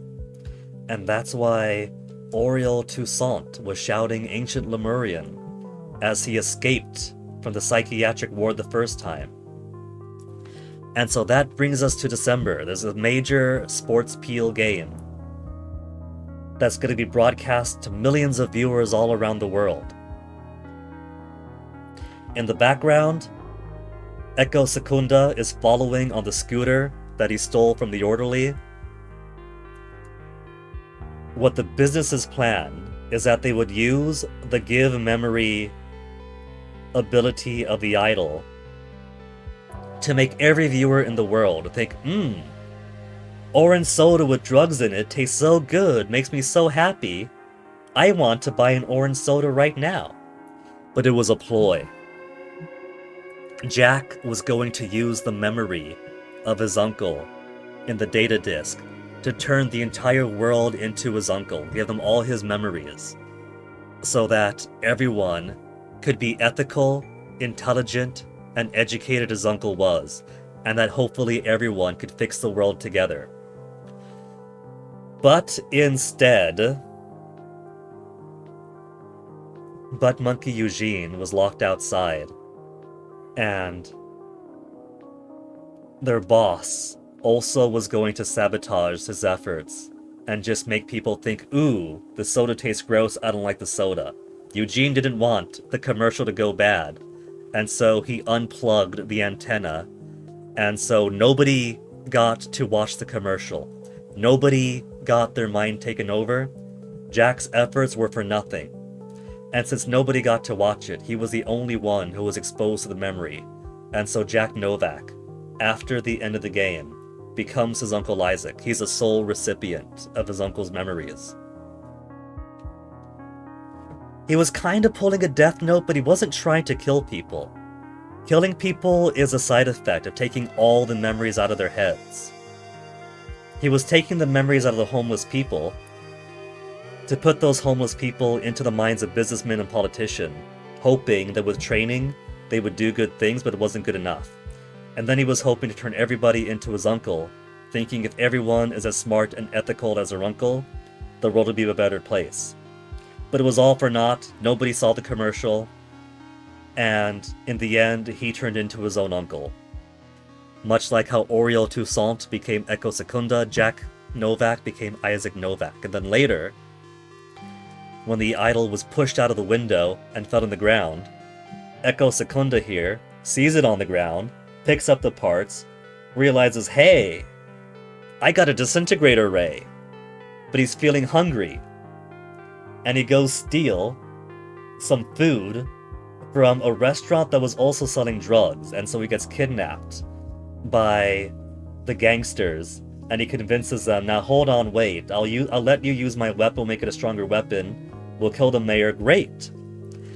And then old Roy Sampson, who was transferred up here, now has to follow through these murder cases that are basically about a gang that was using the mayor, that wants to kill the mayor before she spills the beans, and then Roy comes to the rescue. The end. That's the main game. That's DLC 1. I'm actually surprised that I summarized that as succinctly as that wasn't. To answer your question of did I take any notes, Hordian, you have been around long enough that you have seen, I don't know where it is right now, you've seen at least one of the notebooks I used to keep to take notes in games, but this one I did not. This one, the only notes I took was mental. Reading through the dialogues, the descriptions, scanning my eyes over the environment and trying to piece things together. Holy shit, this happened. This happened? Wait, no, I was wrong. This actually happened. It's a short game, so even though there's different scenarios, I get to make use of the human ability to weaken their short-term memory. Chimpanzees have fantastic short-term memory, really shitty long-term memory.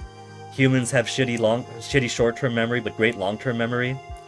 So on a case-by-case basis, I would puzzle up what had happened on that case, and then the important things to tie together got filed in the long term, while all the case-by-case stuff got dumped with the rest of the short-term cash. So it's kind of like college, this one. I took lots of notes in university, but I never referred back to the notes because the very act of taking notes and thinking about things as you take the notes is enough to cement things in your mind. And it's the same thing here. While it's not note-taking, while I try to puzzle out the sentences to make sense of what happens and help cement what went on, and because this is a short enough game, it benefits from that. Just playing the game itself is basically note-taking. Have I ever played Gorogoa?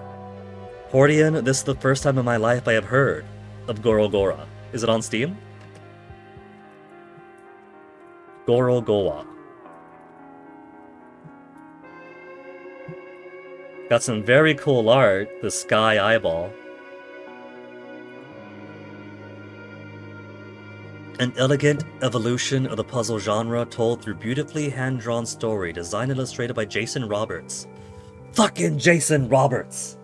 I have no idea who that is. Winner of Debut Game 2018 BAFTA Game Awards, Best Mobile Game Innovation, GDC 2018. It likes its awards. BAFTA I don't trust, because BAFTA said that Agatha Christie's Hercule Poirot: The First Cases was a good game, and Agatha Christie's Hercule Poirot, the first case is a shit. I don't trust BAFTA. But this game does look pretty cool, I like the art. Arty puzzle games, the types of which I used to play all the time back in Newgrounds. I might give it a look then.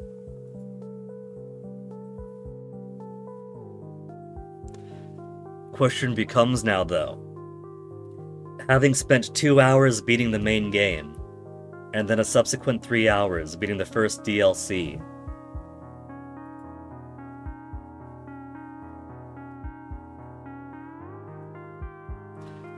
do I jump right away into the next DLC? Echo Secunda on his scooter. We could start the Lemurian Phoenix.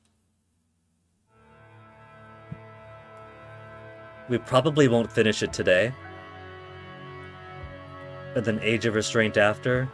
Some point this quarter of this year, the next DLC comes out. I'm probably gonna play it through all the way. This DLC or Gorogoa? Gorogoa. I could play both DLCs tomorrow. I could.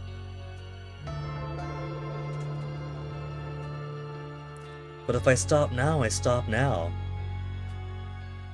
Gorogoa is like an hour long.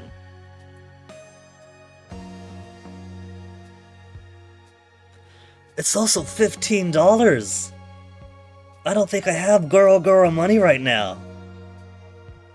Whereas these DLCs I do have.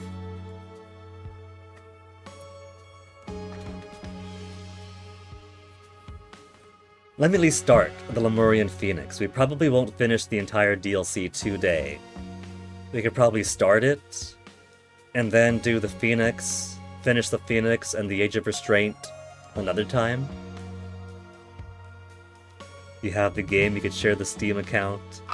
You keep offering Hordian, I feel bad. I honestly feel bad about sharing your Steam account. I know it's free, there's not really any limit. But it feels like mooching off of you, Hordian. Like, in my heart, it feels like I'd be sleeping on your couch without paying rent. Is what it feels like to me, you know? I can't take advantage of Hordian. Hordian is too good to me. Hordian is too good of a friend. Prepare for the strange saga of the Lemurian Phoenix, in which ancient prophecies, divine revelations, and royal decrees shape history. It's not taking advantage of your offer in it, silly goose. Well, I'd have to install it. And the internet has been kind of shaky lately. We had 2 disconnections yesterday, not the day before, 2 disconnections the day before, 1 disconnection today. This isn't a big game either, this is like 6 gigabytes. That's pretty much nothing. And today is 60 gigabyte, 300 gigabyte full game landscape. And it still took longer than I liked to install this game off of Steam. So I think for today, I'll simply play what's already on my computer. 600 megabyte. Oh, he didn't say that. He didn't say that, computer. You're gonna make my computer throw up, Hordian. 600 megabytes is too much. It's a tragedy that there is actually a really good fiber optic network in this county, in this area even. But we can't use it because this apartment complex hasn't been wired for it. They haven't done the digging of the dirt, they haven't put the wires through the building, so we can't use a fiber optic.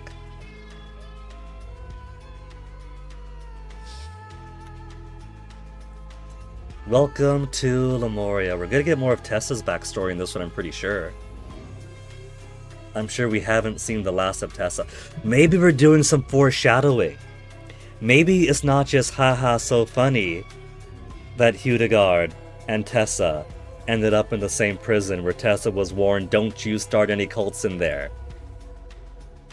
Maybe Tessa is going to show up again for the finale.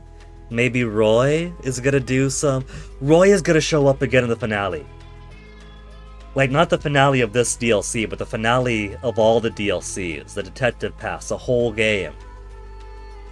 Roy's gonna show up again, and we're going to have to learn how to see the events through his eyes. How cool will that be if Roy comes back?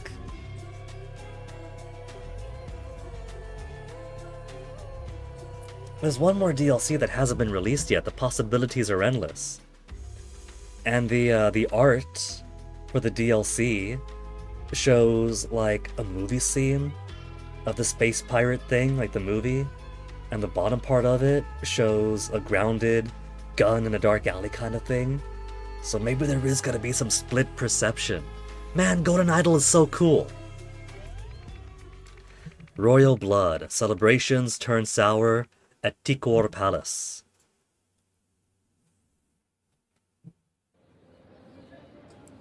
Your king loves you. Don't forget to tune in to 104.9 FM for His Majesty's Solstice speech on Monday.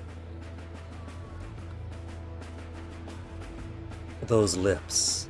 Is that you, Your Highness? I doubt it. Well, well, look who's dashing off as soon as her section's been recorded. Good riddance then, more grub for many. I like many. Dear Mr. Lebop, you are cordially invited to attend the King's renowned summer solstice celebration at Tikor Palace. The festivities will run for 24 hours, commencing at 4 p.m. on Saturday with traditional dancing in the ballroom, at both sunset and sunrise, and refreshments on the balcony throughout. Naturally, His Majesty will be occupied in meetings with his various advisors, fine-tuning and recording the sections of his speech they have each written ahead of the national radio broadcast. However, his two charming children will be available to represent the family. Sincerely, Tikor Palace. So, Many Lebop. He's making it easy. Give it a rest, sis.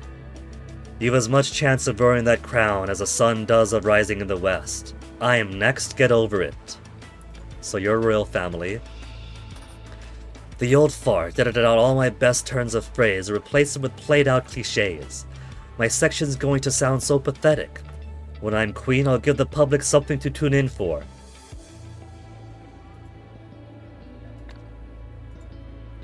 Is that the king down there in his royal hearse? Goodbye, goodbye, off we go, driver. Dressed in green and white cow print. Oh, I just realized. This is Lemuria, right? The Harmony Foundation's flag isn't just a modified Zen symbol, it's a modified Lemurian flag. It's basically just the round part with the mountain cut inside. That's some cool little detail. Their bodies contain nothing.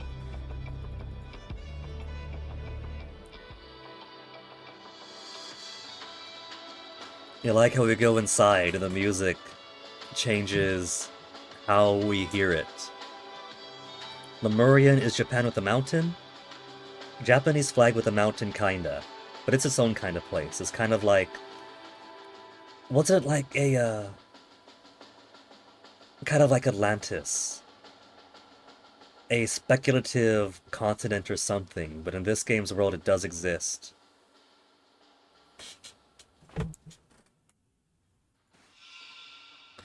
Becca, really? It's now well past my meeting time. Why can't you just let me in?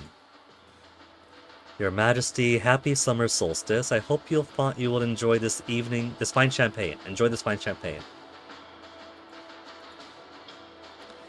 Outside visitor protocol. Arrival, Mrs. Shabak will meet you at the outer gates. From there she'll take you through security into the waiting hall. Next, when His Majesty is ready for you, he will call for Mrs. Shabak to let you into the cabinet. Departure. When His Majesty is finished with you, he will call for Mrs. Shabak to let you out. She will then escort you either Off palace grounds, as you are not attending the celebrations? Or back to the ballroom or balcony if you are?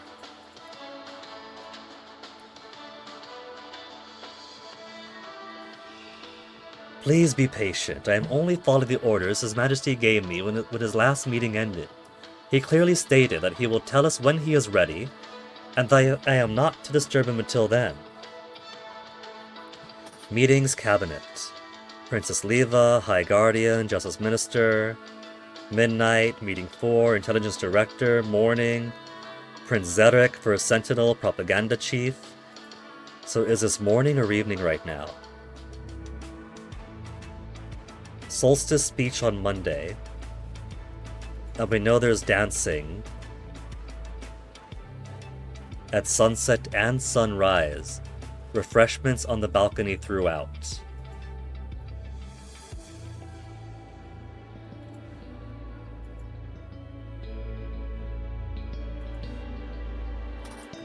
No guns, no knives.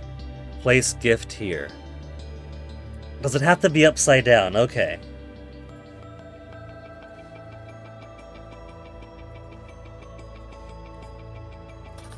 King Lauren Manzek. King's quarters, ballroom, balcony, King's cabinet. The checkpoint is here, so we're seeing from this way. Well, there you go then. If we're seeing up this way, the checkpoint is here, the king's further out that way. Then the sun is coming from the west. We're looking at sunset then.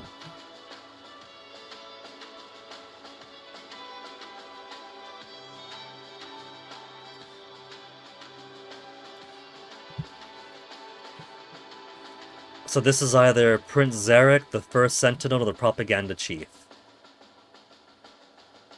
It's either the First Sentinel or the Propaganda Chief, because there's one prior meeting before him. He's either 6 or 7.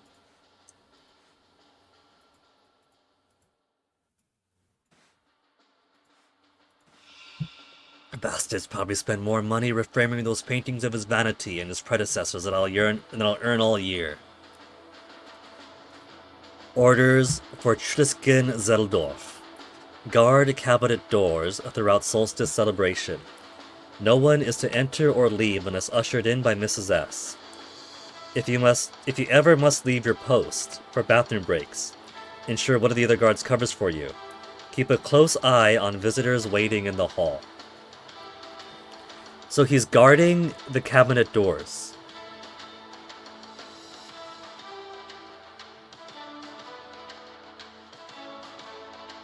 Okay. So... No. Because he's not on the right, he's on the right. Yeah, he's on the right. So they're already past the checkpoint. Yeah? They're over here then. The cabinet's over there. Alright. So no, the sun's rising in the east then. Because the sun's coming from this window. That's the window there. That's the king's cabinet that Tebekir is guarding. Triskin's guarding. And that's the checkpoint. I had it backwards. You see? Oh, they try to trip you up. They try to trip you up in this game.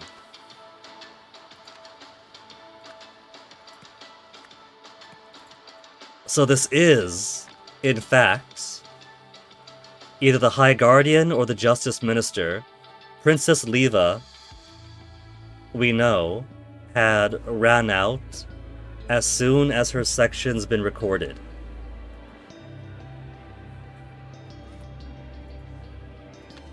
So you're Princess Leva.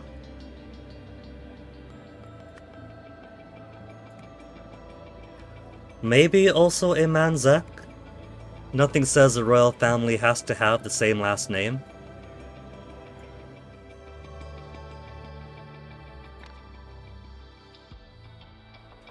These people...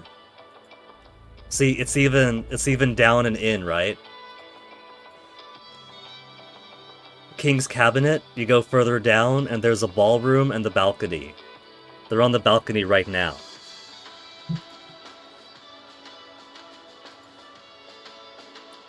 Princess Leva recorded and left.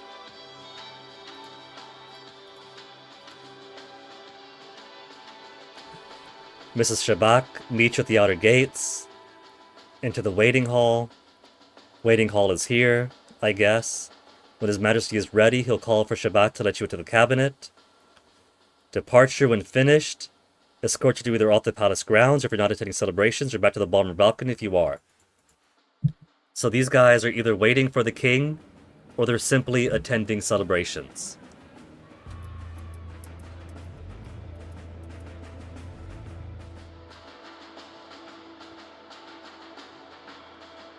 There we go in. Let's see the corpse! Show me the corpse! The man is not breathing.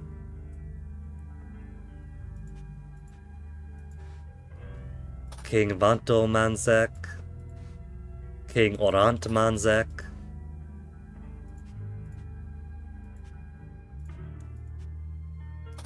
Tea and crumpets. Language! The king's orders. The king can't give an order if he's dead now, can he? You know what? I suspect it wasn't quite Princess Leva that went in and went out. Because her part's already been edited. She was the first one to visit. She's done her recording with the king and then left. And then the High Guardian went in. High Guardian had killed the king, and then we got recording editing software right there to give the orders that nobody in as he goes down and pretends to be the king. So you are Mr. Justice Minister.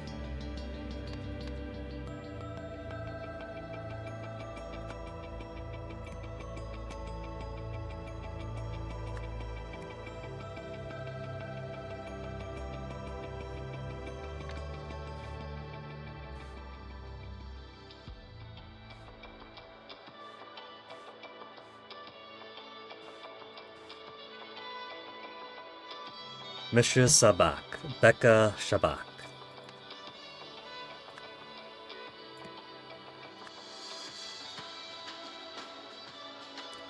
And you are the High Guardian then?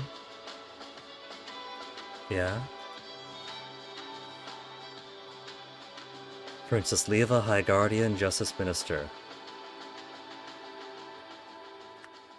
High Guardian, by Guardian.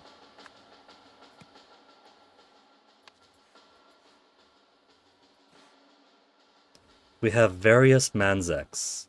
You gotta be Lauren, Avanto, or Orant.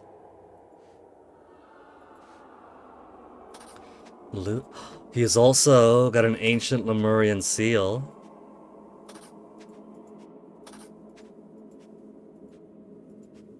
Bejeweled ornamental frog. Ornamental egg. The bronze statuette.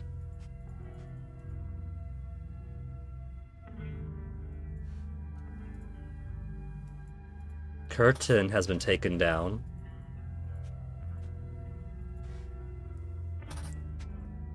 There's a dagger.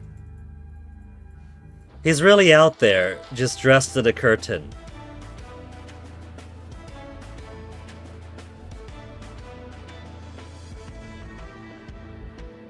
They look kind of French, American, or British French Hordian. A little bit, I think, is the art style. The art style is very stylized. So, it kind of makes them a little bit, like, ethnic ambiguous. Plus, this is an alternate history with the real-life Lemuria. And so you do have a little bit of cultural diffusion.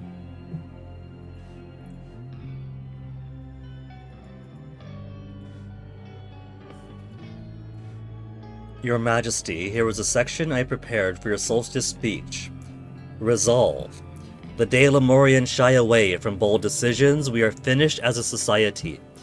That is why the orders I have given recently, do not disturb me. Until I tell you I am ready to end our struggle for unity, you must all embrace it. So they're having a bit of a civil war or something going on, maybe? Until I tell you I am ready.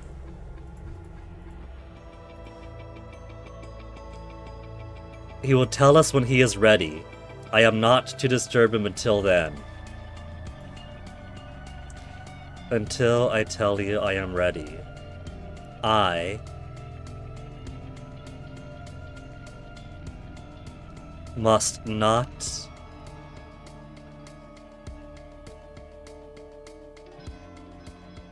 You must not disturb me.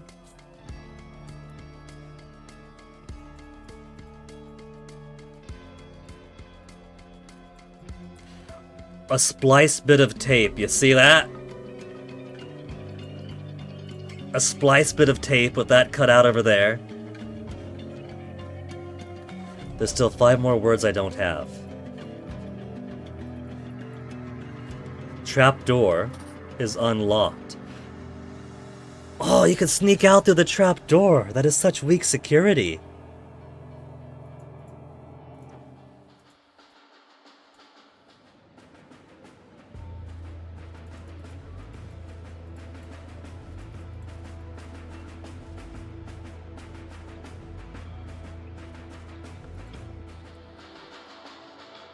So where else could it possibly go? No knives, no guns. Place gift here. King Lutri Manzek. Maybe we're seeing chronological over time. Most ancient, least or second, ancient, somewhat more modern. Modern. So this is possibly Orant Manzek.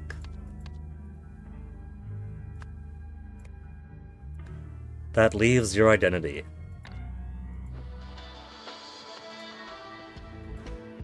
Give it a rest, sis. So you're related to her, your sibs.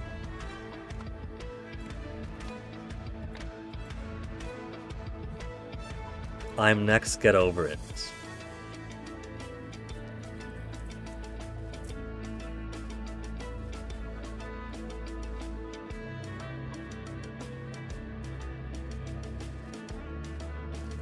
Tikor Palace.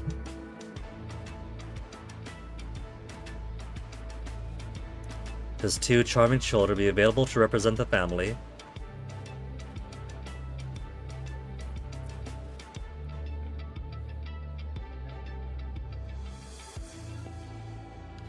Tikor Palace.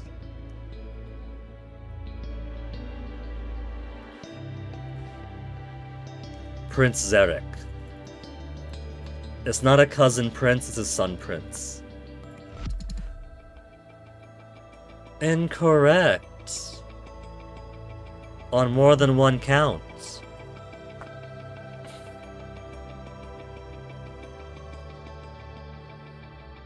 Really?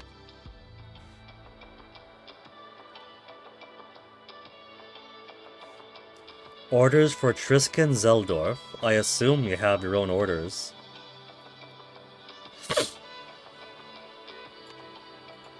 Manzek appears to be the prevailing name.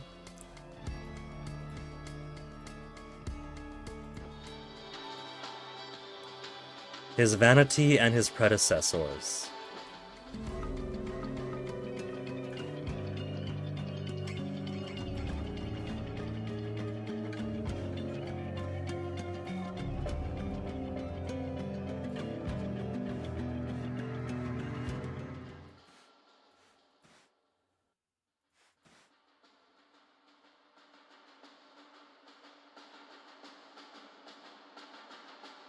He's got spots on this here.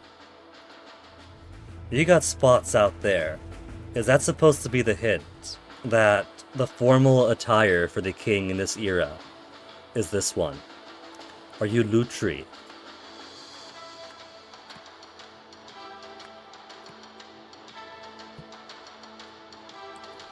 Becca Shabak, I'm pretty sure is right.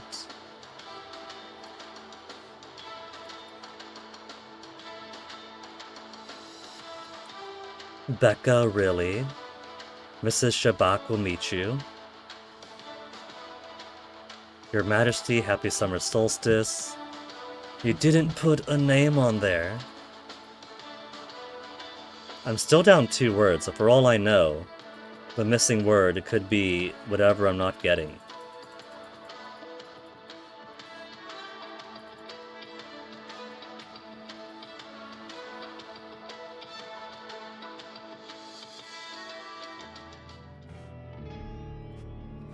$17.95 wine.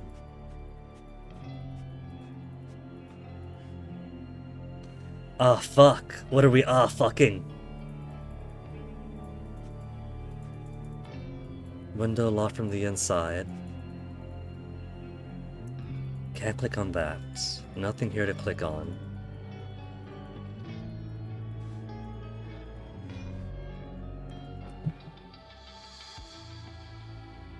You think you fucked up your Steam? Oh no, Hordian.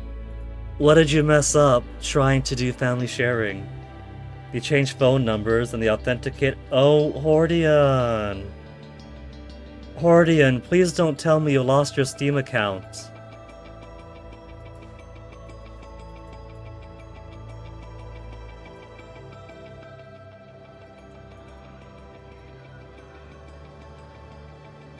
The shape of the face. We're supposed to use a poster here to figure out which Menzaki is. Don't log out, Hordian. Don't you dare log out. Steam sometimes logs it automatically. Hordian! Hordian, you better get that sorted, Hordian. That's the most important thing right now, man. He's kinda got some jowls going. Some kissable plump lips. Some jowls, some kissable plump lips. Some jowls, some kissable plump lips. He kind of has his mouth partway open here. And he's got his mouth open partway there. So if I go by whose mouth looks like what, Vanto is pretty close. There's also no monocle, but maybe he's not wearing a monocle for the poster.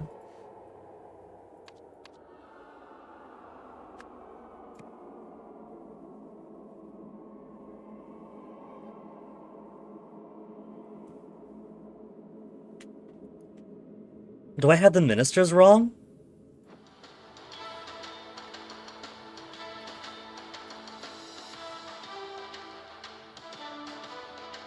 When his last meeting ended, he'll tell us when he's ready.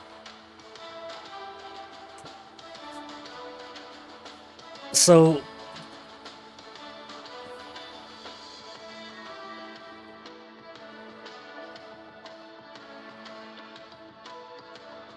maybe Princess Leva was the last one who went in and out. But whoever came in from the trapdoor stabbed him while he was in the middle of recording, because there's a blood trail. Stabbed him while he was recording, or editing, and then dragged his body back here. So maybe he's been in there and not seen since Leave came in there. Best of luck, Hordian. That sounds super, super precarious.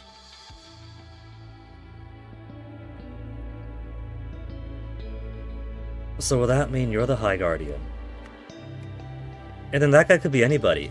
That could be anybody then.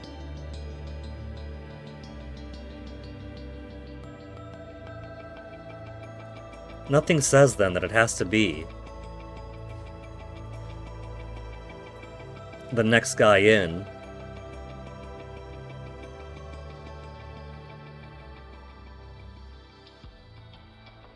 It could be the intelligence director for all we know, or the first sentinel, or the propaganda chief.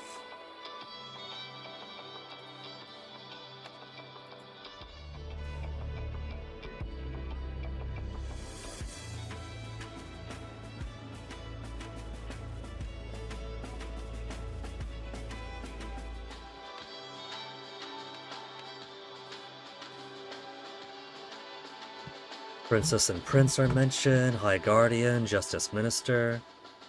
What if we say this is the High Guardian?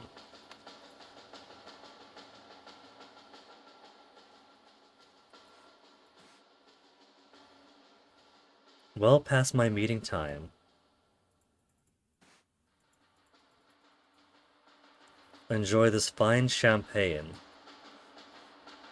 See, there's champagne by the door, right? So that's supposed to be the hint that this guy had killed him. There's champagne here too. But there's also champagne there. He could be given many gifts. He could be given multiple wines.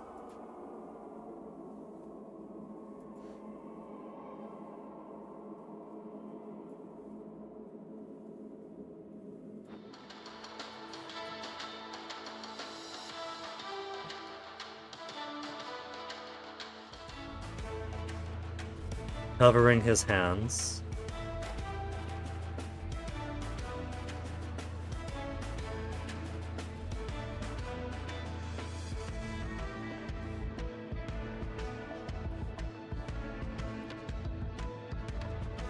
So let's assume he's a High Guardian. Maybe it's the intelligence chief.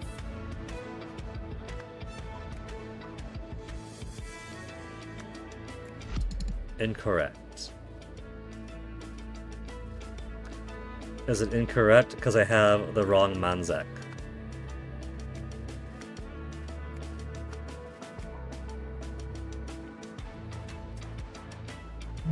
I'm fairly confident on you four and you there. More grub for many. He's referring to himself in the third person. Mr. Lebop.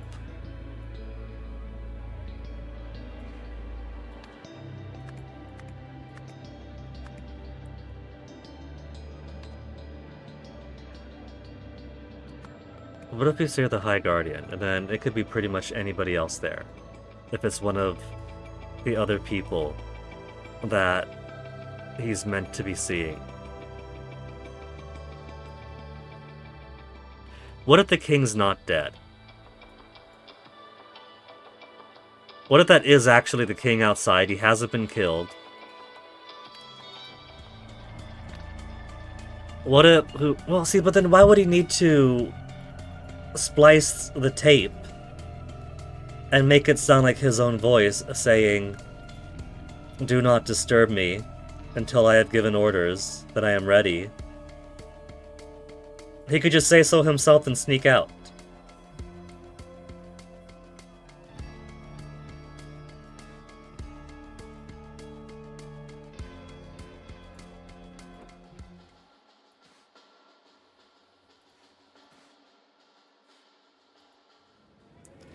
They all have really plump, kissable lips. Mouth slightly parted open. Kind of A-shape to his chin jowls area. Broad mouth. More of a H shape, maybe.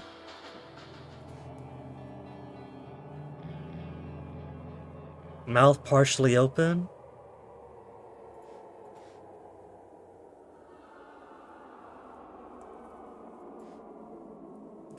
So far, I feel like I'm just guessing. I'm also... How do I have all the spots, but only 48 out of 50 words? How do I have all the spots, but 48 out of 50 words here? I'm short 2 words.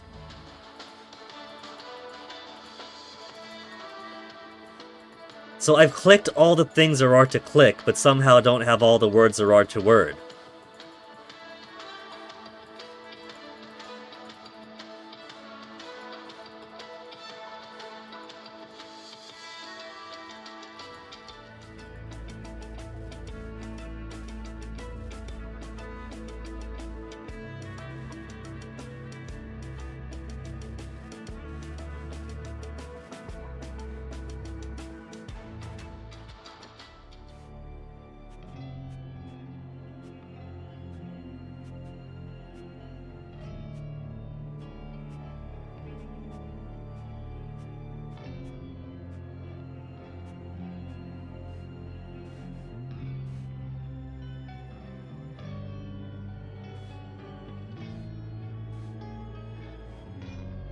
How did I get all the spots before getting the word? That doesn't make sense.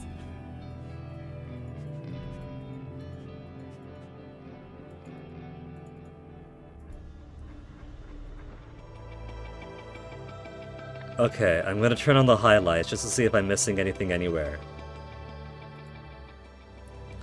So far, it looks like nothing's missing. I don't have any question marks, any exclamation mark. You're...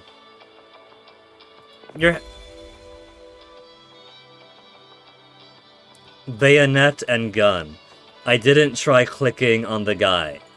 I've been clicking on every other guy except for him.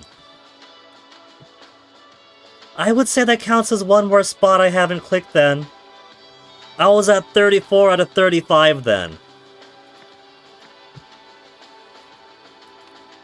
Okay.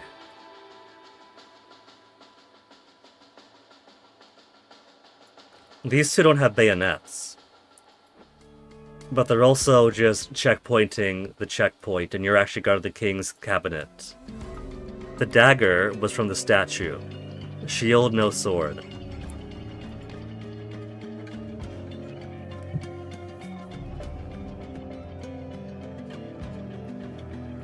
As, let's just call him Lutri Manzek for now. Edited his speech. Somebody killed him with a dagger.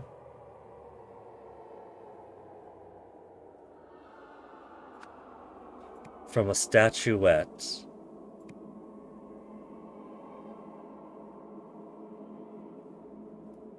Looted the body, moved the body. To escape.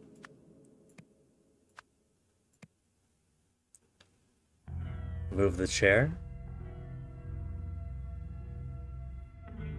Open the trapdoor. No. He edited the recording. Edited the speech. And played it for Becca Shabek, who then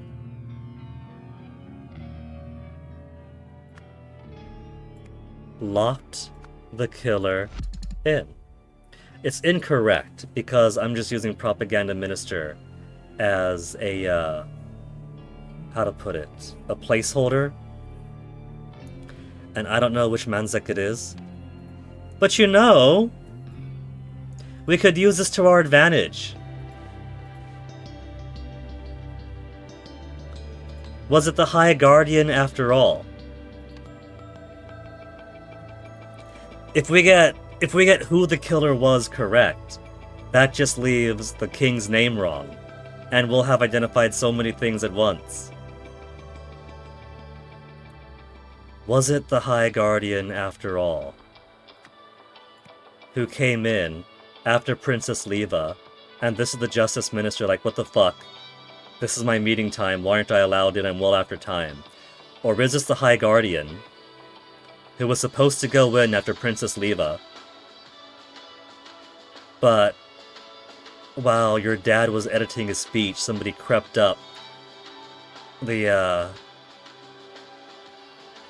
trap door that's unlocked, killed him, edited the recording and say, hey, don't let anybody in, I'm not ready yet, and then escaped.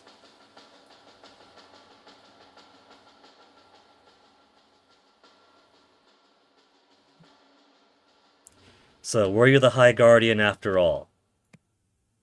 I'm not seeing 2 or fewer wrong, so the answer's still no. Was it the Justice Minister?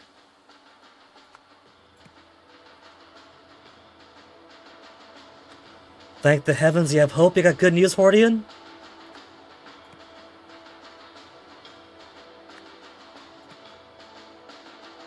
A Twitch friend gave you a key to a game recently. You're using the old, here's a recent purchase or game acquisition to prove that it's you, right? To recover your account? Best of luck, Hordian.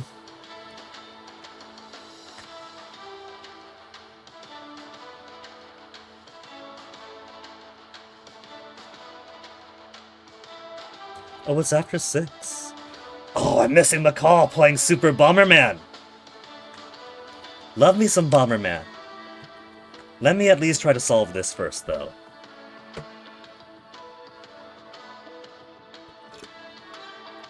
Because I'm kinda not sure which one is which right now. Like, I don't see what the clue is for who was the one who killed. I don't know who gave what gifts. Let's just say that no knives or guns are allowed through, to hint that the dagger came from the statuette. Bronze dagger, bronze statuette.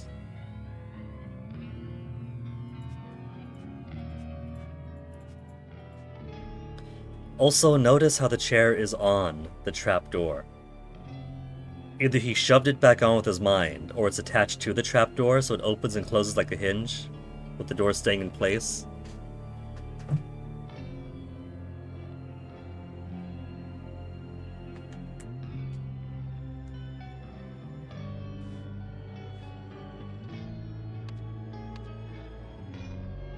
Because as far as I can tell, the only possible suspects would have to be the people on her list. Eh? When his last meeting ended. When his last meeting ended is why I think that it was Princess Leva.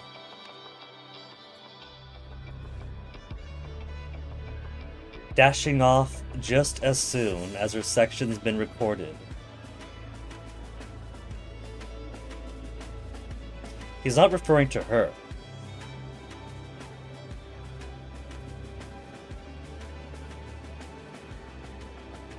Because she's not dashing off more food for me. She's still here. So that's not more food for me.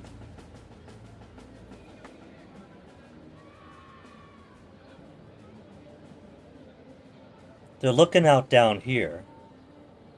So they see someone down below who was dashed off as soon as her section's been recorded.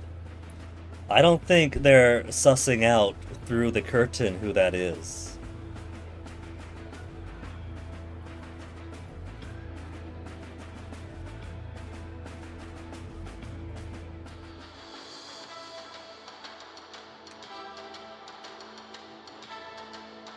It feels to me like they're watching someone down there who is supposed to have been in the meeting about now. So High Guardian, while the Justice Minister is waiting forever, makes sense. It makes sense to me for this to be the Justice Minister, and the guy out there to be the High Guardian. But that's wrong.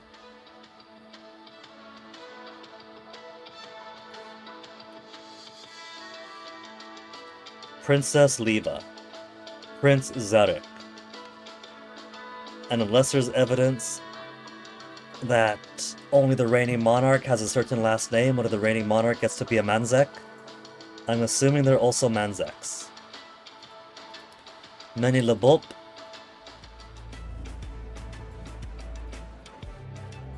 More grub for many. Dear Mr. Lebop, you're invited. I'm very confident about him.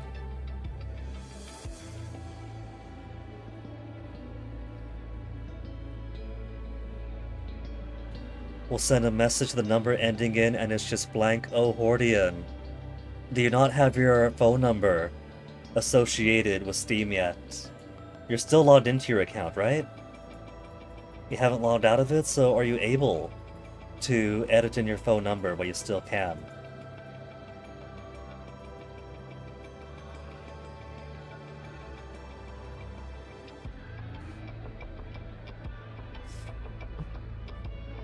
Dashing off as soon as her section's been recorded.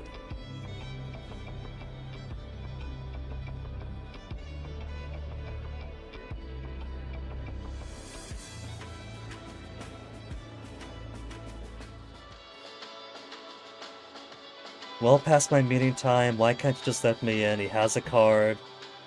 His gift is over there. I'm assuming. So he hasn't been let in yet. Well past my meeting time.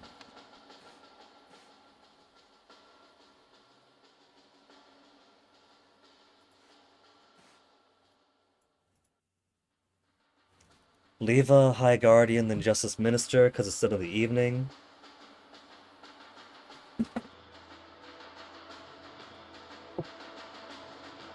And I'm quite certain that this is the setting sun to the west, right? Because the King's Cabinet is there. That is west. So the sun is rising in the east, which is why I'm adamant.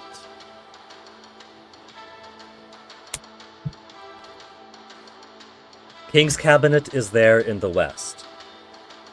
It's rising in the east. And because evening is on top, I'm like, great, morning. So let's go with Princess Leva, then High Guardian, then Justice Minister. It's the morning right now. That's the eastern window, as I've established before, and then completely skipped actually reading the times.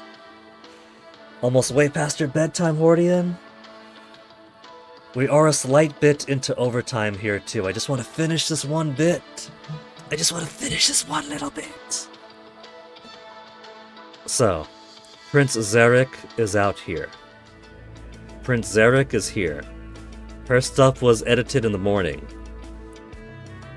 Look who's dashing off as soon as her section's been recorded. I think that, with my little error here out of the way, just one more turn like in Civilization. That's how I've been playing Imperator Rome in my off time. I chose to play as a tiny Iberian tribe just off of Barcelona. And I got pretty much all of northern Spain now. Carthage is getting too big, Rome is getting too big, but nobody's bothered me yet. I don't know what my next steps are going to be because unlike the Syracuse game, I don't have a bunch of good Hellenics with great military traditions. And barely any tech, because playing as tribes too, so I'm not stacking up all of my discipline either. It's a much different game, going from playing as a tough spot Hellenic to an easy spot tribal. Because Syracuse pinched between Rome and Carthage, who cares, you still have lots of tech, you have lots of Hellenics to absorb, you overcome anyway. Tribal game in Iberia, I might have a lot of land, a lot of pops, both assimilated and integrated, but I got no tech, I got no traditions, and then I just conquered the world. No, I'm not pro at Imperator Rome yet. So we're looking at the evening. I was at the wrong part of the list. Prince Zarek went in. Maybe he murdered Pops, escaped and went back out, but I doubt it. She thinks maybe he did. Maybe Prince Zarek did murder Pops.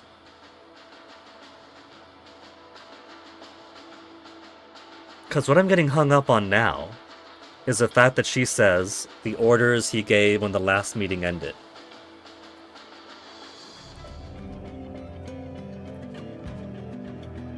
Somebody came in here, had a meeting, and then left.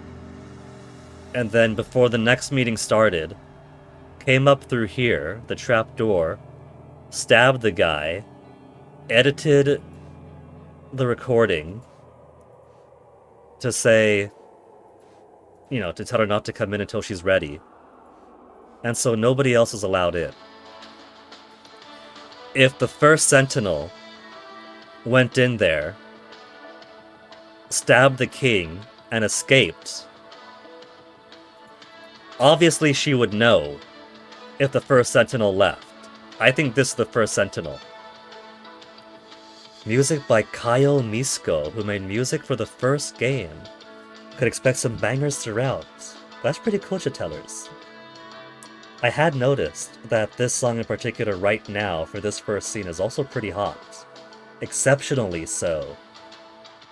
Compared to the rest of Golden Idol 2, which has been fairly ambient with some nice spots here or there.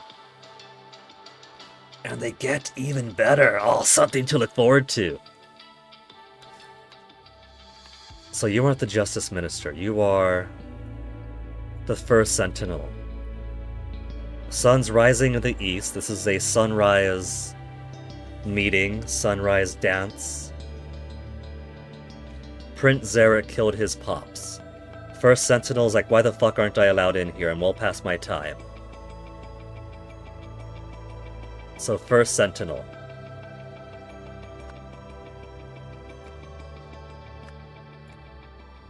And so if all this is correct, then all I would need is a right Menzek in place. Maybe we're going by who's got the most modern look, that's Orant. Maybe we're going by who's got his lips partway open like in the poster, that's Vonto.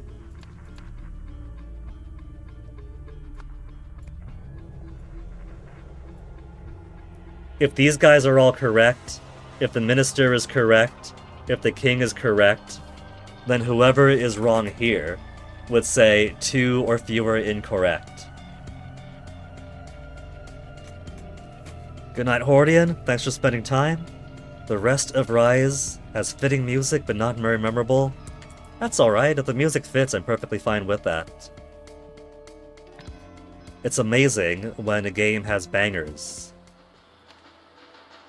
But if it fits, but escapes your head afterwards, as long as it fits.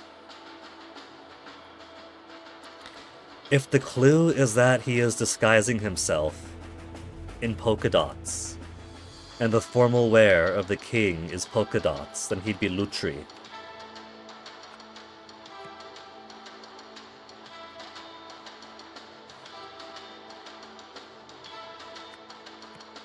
So he's still wrong then. Because we tried all the other Manzeks.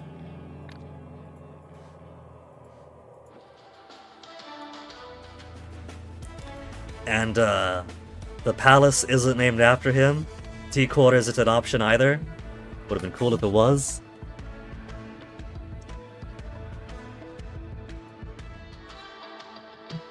So maybe...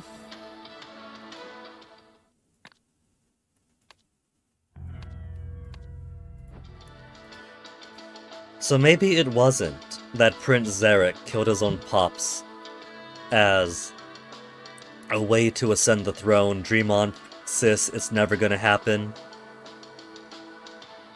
Maybe the order of operations is first Sentinel went in there. They had their meeting. And then...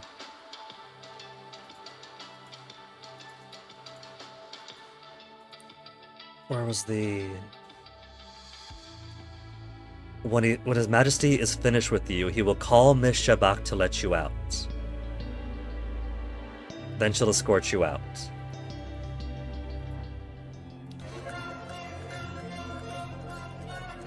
The alerts work again. Jatillers, thank you for the follow. So maybe what I'm missing is that First Sentinel was having his meeting with the king. And then they're like, hey, while I'm in here, why don't we talk about the recording? Sure, why not? He sits down over here, fucking stabs the king in the side, and then edits it.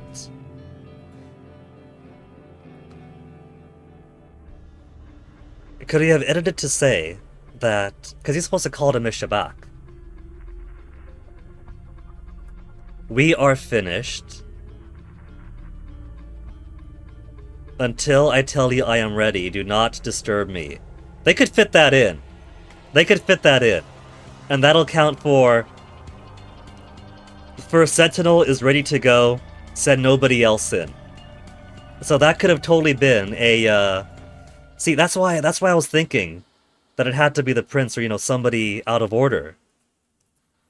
Since obviously somebody would have left. But she would have known that somebody would have left.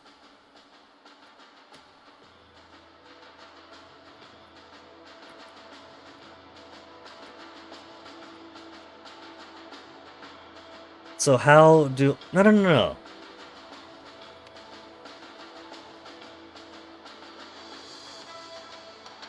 Again, just placeholders.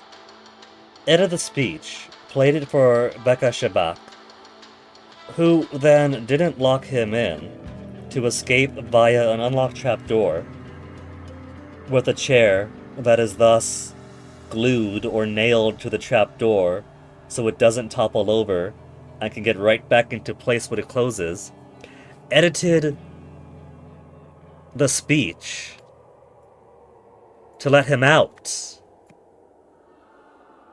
who then let the killer out. Simultaneously let the killer out and barred the room from further guests. I get it now. So first Sentinel's out there and Propaganda Chief is here.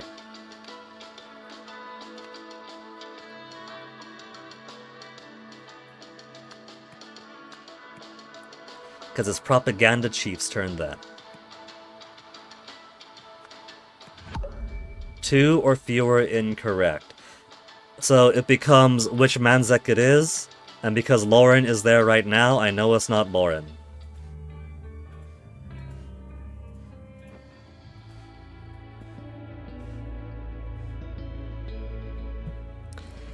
Possibilities, we go by whichever one has the most modern attire, but I feel like that is a misdirect. It's a fair assumption. We could assume we're looking at the kings throughout the ages, so maybe we're looking at different eras as they go through their own indigenous history to a post-colonial one.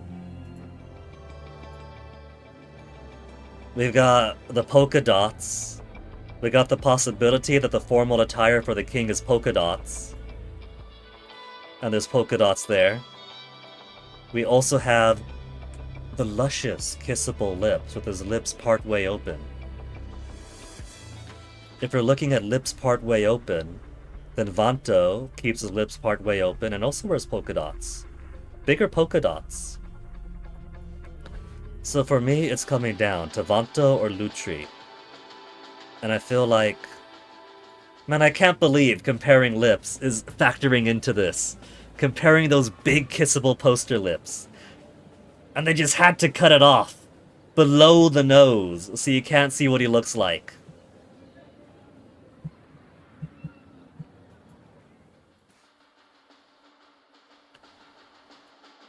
Some big lips. He's also got the little bump to his chin there.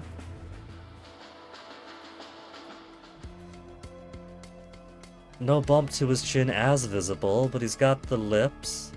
He's got the mouth part. It feels a little bit thinner. He's got a bit of the M to his lip. You got the M to your lip. I'm gonna say small. It's gotta be Vanto. Vanto feels like a decent solution here.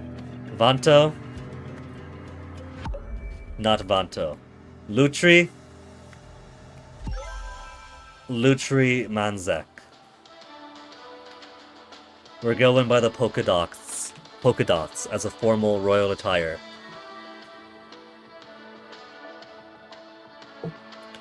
And maybe a little bit of the chin crease.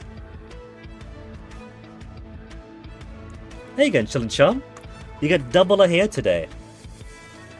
Would I like to know what I missed about that now that I solved it? By all means, Jet Tellers. Was it the polka dots? Was it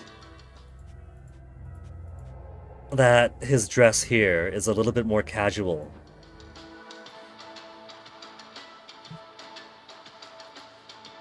You were here earlier? You were in fact, Chillin' Chum.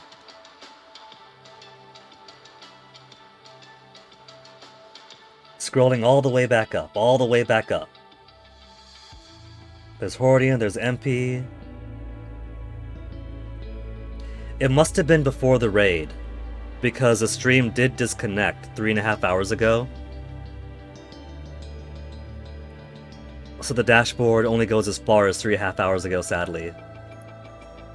A tree in all the pictures. For Lutri is the tallest. Oh. The age of... Oh, it's a little baby tree over there. I wasn't tracking the tree. The tree is a detail I completely missed. It was right in front of us the entire time. Now, granted, they also added the polka dots, so maybe it's also a secondary thing, you know? Maybe they gave multiple little clues, with one really obvious one that I missed. We got, like, 2 polka dot options to match the polka dots outside. And then if one has eyes, and not these super thick glasses of mine because I'm blind without them, then one could have noticed the tree. Well done. Okay. We got the names right, we got all the words. And now that we know who did the killing. So Lutri was correct there. We just didn't have the name confirmed yet. Edited his speech.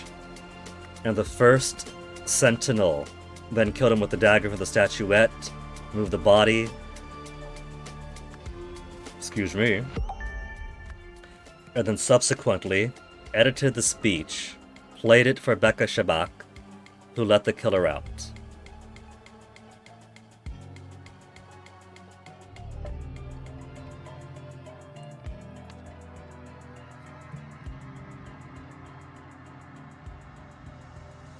I'm quite certain that is correct. The dagger came from the statuette. It's gripping a giant udder for all we know. It's got a shield but no sword. The sword is in the trash. Stab wound.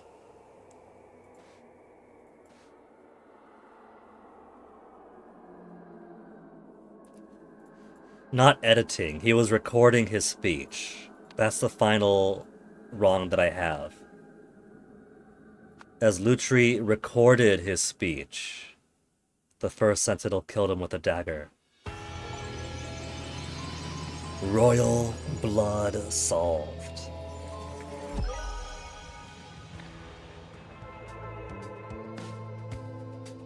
Man, I even got the direction of the windows right. Thought to myself, okay, so it's morning, it's morning, it's morning, and then read from the top of the list. Instead of going down to where it says morning. The first sentinel was able to get a dagger past security because it formed a part of his gift for the king. After killing the royal and moving the body, the first sentinel hastily mopped up most of the blood with the curtain.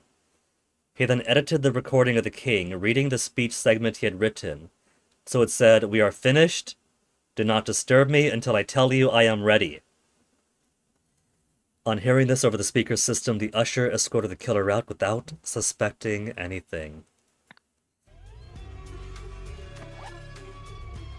ASH Intelligence Classified Office of Research and Reports Monitoring Lemurian Technological Progress Confidential.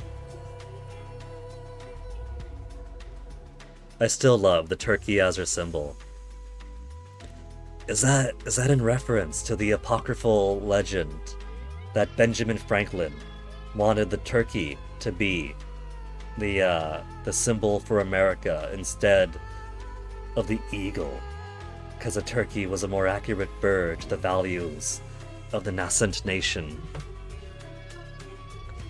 Background: around 800 BC, the High Guardian, Trifol Ozol, ordered the burning down of universities and libraries throughout Lemuria. His goal was to restrain technological advancement, which had spiraled out of control with... At the same time, Lemurian Empire's various territories united under the current flag. To reflect this, they also adopted the following national motto: "After the inferno, only one shall rise, bearing the mark of the universe." Because of the information lost during this period, the modern population is largely ignorant of this history. Many believe the motto to be an ancient spiritual prophecy. Is that where we get into then?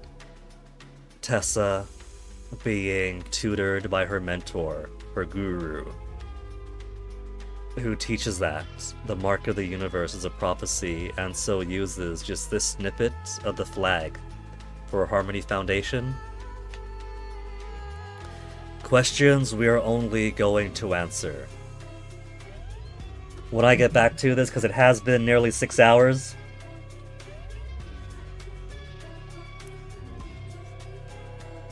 And so I am going to call it here. Phenomenal game. Beat the main story. Beat the first DLC, beginning the second. And so we have what seems to be 4 more episodes of this one to get through. And the third DLC after that.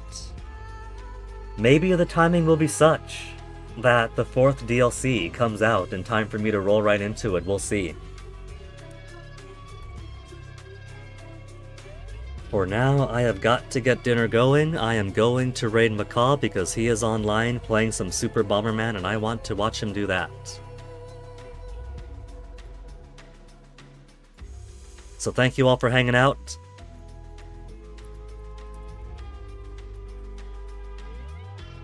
Because this game is phenomenal, and it's great to share it with others. I'll catch you guys when I stream again. Do stick around, say hi to Mac, go see what zaniness he's up to, and I'll catch you guys next time. Take care of yourselves.